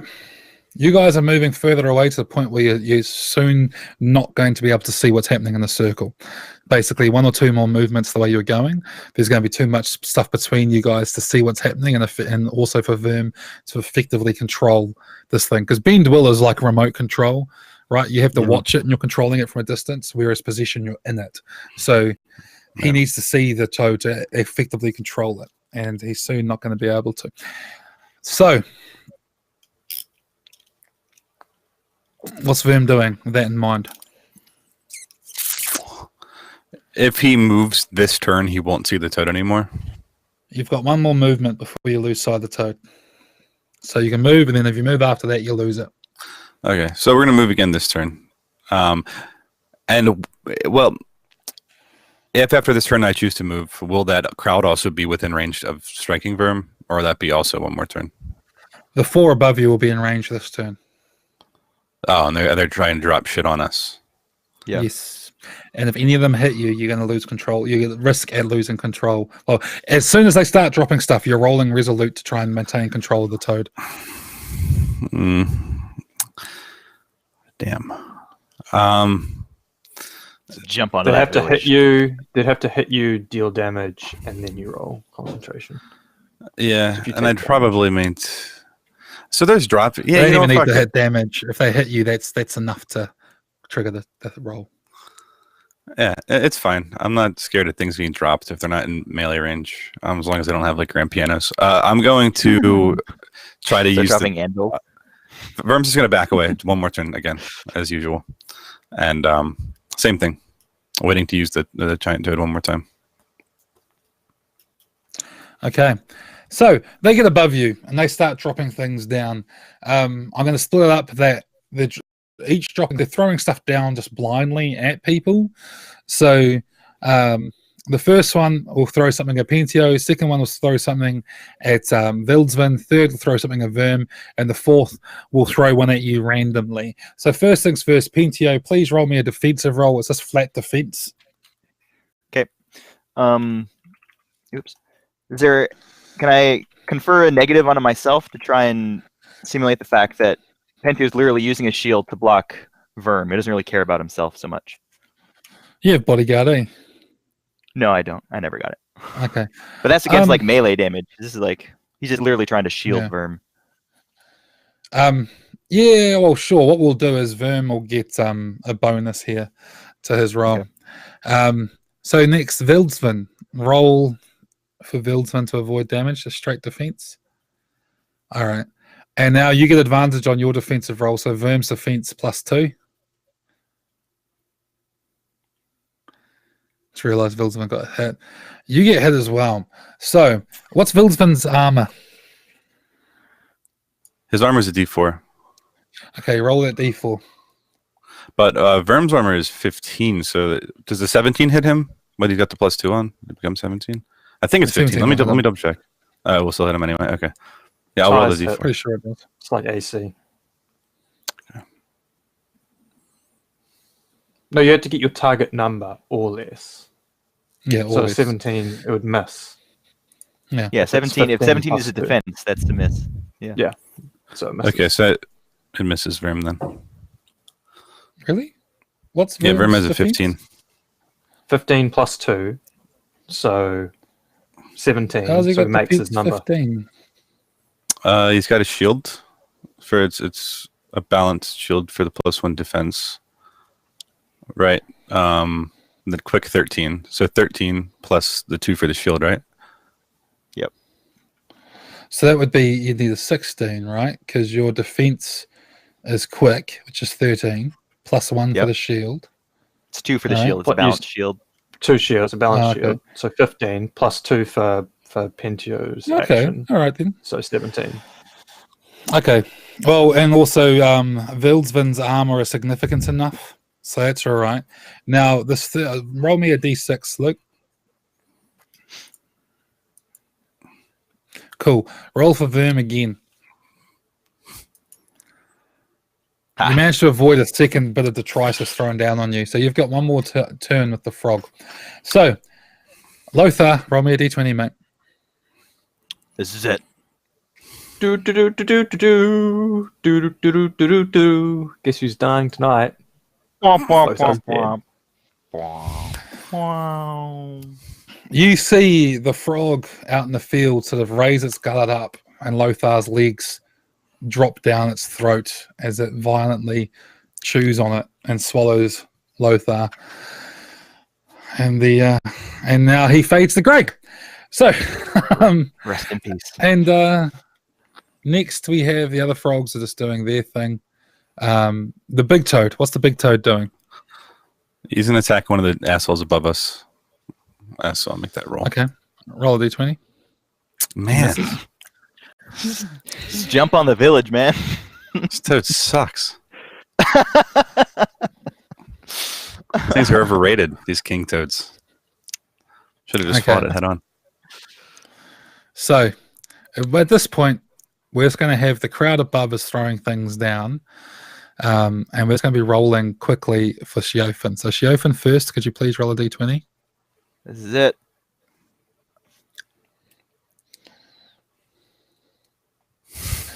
And then, now what we're going to do is, Verm, I want you to roll me just 2 defense tests at your +2 as these people keep raining things down on you, unless you're going to do anything else to try and counteract this. Nah. But I'm going to Okay. stay with that toad for one more turn and throw it on the village next turn. So that I'm not leaving. I'm tired of this. I want the toad to go rampage now. I'm pissed. Is Pentio doing anything as well to change things? I'm assuming you're just defending Verm. I'm trying No, to I'm wrap just this up at this defending. point. And yeah, Okay. he's just defending. Right. The last turn with the toad. What does the turn do? It's going to get on. It's going to start rampaging through the village. I want to try to climb up onto this, the elevated area. You climb onto the platform that's underneath and basically bring down the platform, which causes the Great Hall to also sag on one side. And you can see it's only a matter of time before the Great Hall also falls down to the pit as the Tota climbs up there roaring. The crowd screams and scatters as their literal god is going Godzilla on the town and is just crushing it as it walks around. Siofin, cold and alone in the dirt, rolls me a d20.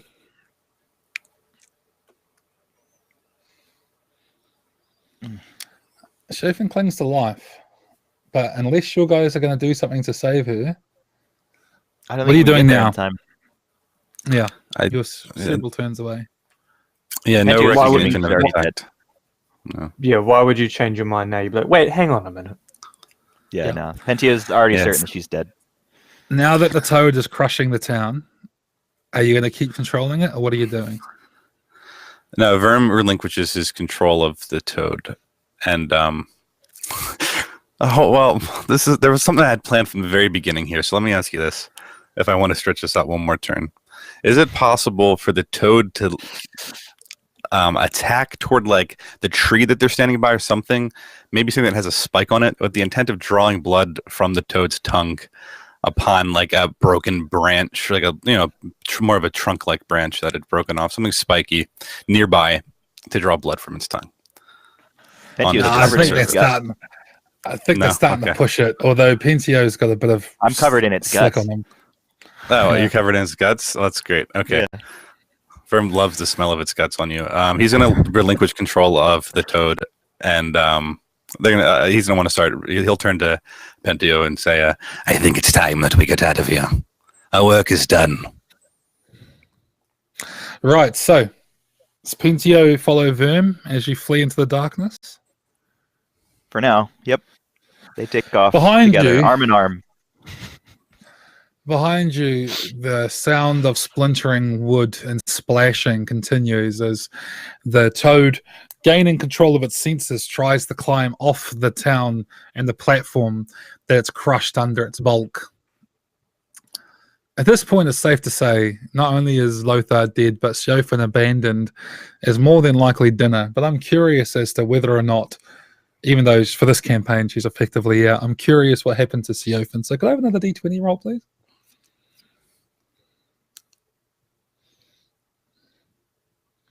Frog food. Okay. So,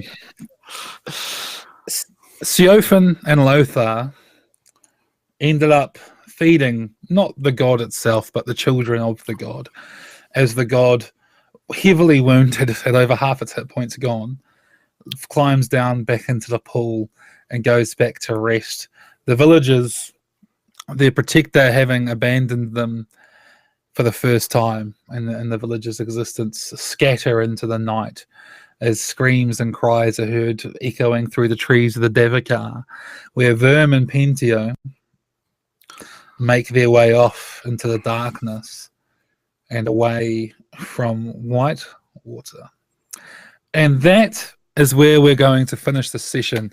Went over 20 minutes, but I feel like it was worth it for that ending. So that is us. We'll quickly wrap this up. Let's go around all the party, have a yarn with them, and then we'll crack into sponsors after that, and then we'll wrap it up for the evening. So first things first, we'll go in order of morbidity. So how are you feeling, Sean? I was pretty certain Lothar was dead because he had no capacity to escape that fight. Once he was next to a toad, there's nothing literally. I'd have to have rolled. I think to escape, I'd have to have rolled after killing that first toad. I would have to have rolled like twice getting tongued. So I think it was pretty unlikely that he was going to get away. So people saying, "Oh, you should have run." It's impossible. Like if I try to run, I'm caught.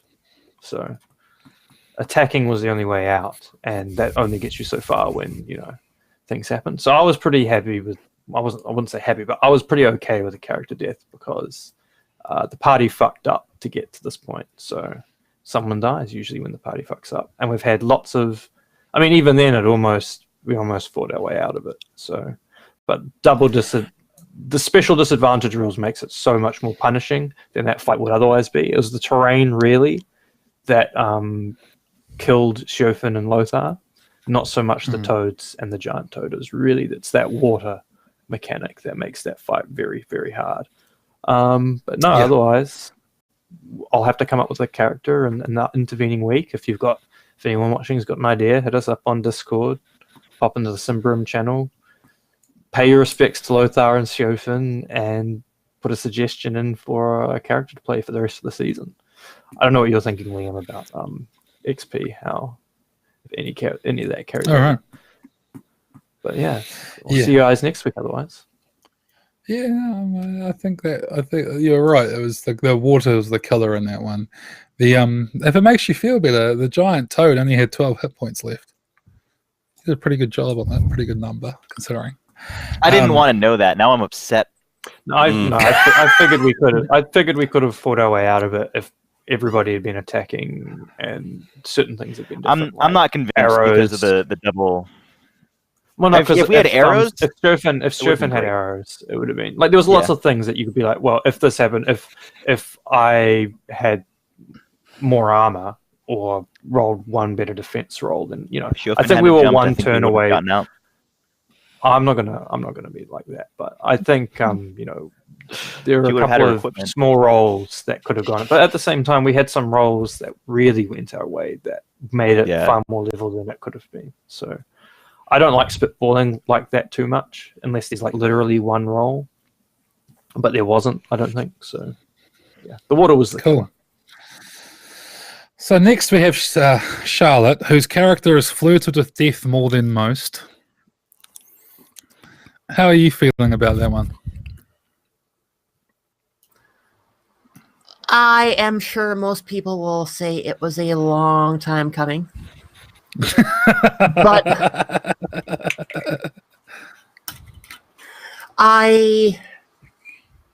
I'm kind of glad it went the way that it did, because I was able to bring her back to our first episode, like our first session, on the ideals that she had going into this, but wanting to help people and wanting to be there for people when they needed it. And Lothar needed it, and she was there for him. Unfortunately, the roles didn't work out in our favor this time, much like Fantasy Grounds always comes through for us. So this is the third time I've been close to death. So it's no surprise that this was eventually going to happen.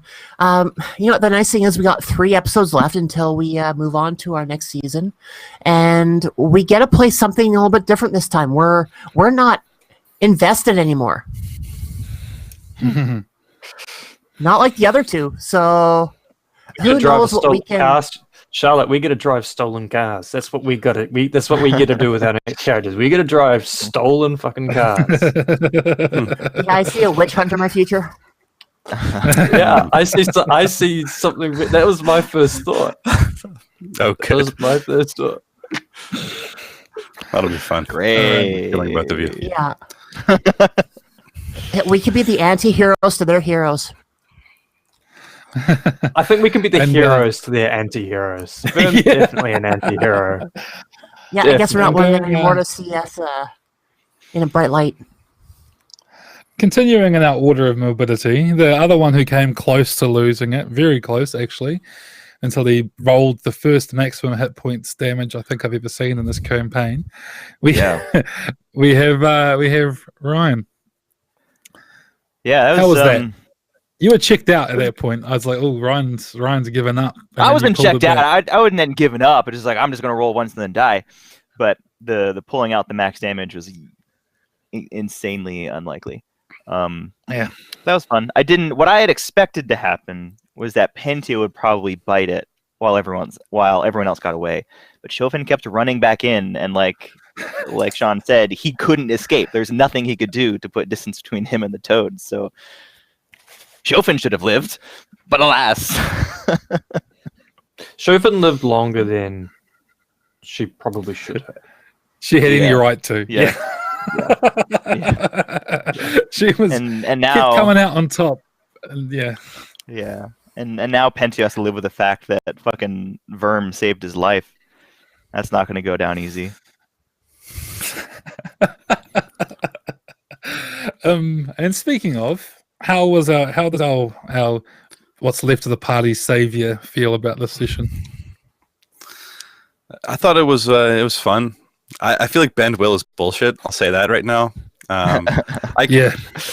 Going through the book, I'm looking at the spells and I'm like, this spell seems really strong, and I was right. And this spell is ridiculous. Well, I mean, you had to pass every single turn. You had to pass the resolute test to keep it going. So Yeah. do you though? the blank looks. Was I right? You only have to- The blank looks I'm getting means that were you not rolling every turn to maintain concentration?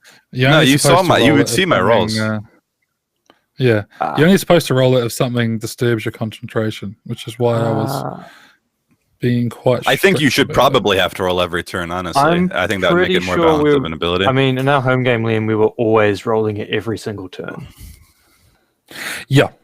Which is what I'm looking at the rules here. So I You just only need to presumed roll it. That's what we're doing here. You have to, fail the resolute test. Yeah, kind of. Yeah, you should have been rolling it every turn. We fucked that up. But it saved Pentio. Yeah, well, Yeah, I mean, I have a good resolute, but that would have made it. Yeah.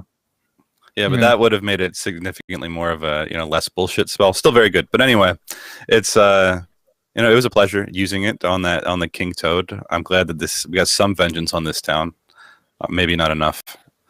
And hopefully I can wring Pentio's armor and draw some of that blood off of his sword and maybe have my second better version of the troll ear, which I still haven't done anything with. But potentially we'll see what happens. You've left that troll behind miles ago, just wandering. Yeah, but gone. I learned the the summoning ritual along with blood bond, so I can summon the troll. It might just take a couple of days for it to arrive. Okay, so that was I didn't prepare anything. I didn't know what was going to happen. I suspected Shofin was going to get it, but I thought she'd get it quite early, and then everyone else might try and run away. So yeah, that was interesting. It's our second whole session fight that we've had, and it was much more brutal than the last one, which was just whipping. I think it was quite cinematic. It was quite an epic moment, even if it cost us 2 players. I look forward to seeing what you two come up with.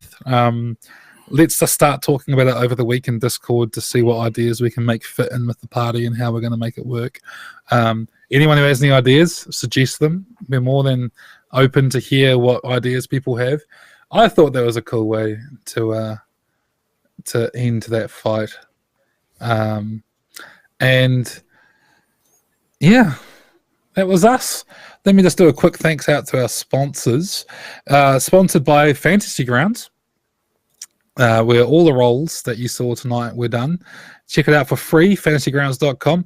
Wayland Games, where you can go and get some miniatures of all the action you've seen tonight if you get inventive enough and look at different things.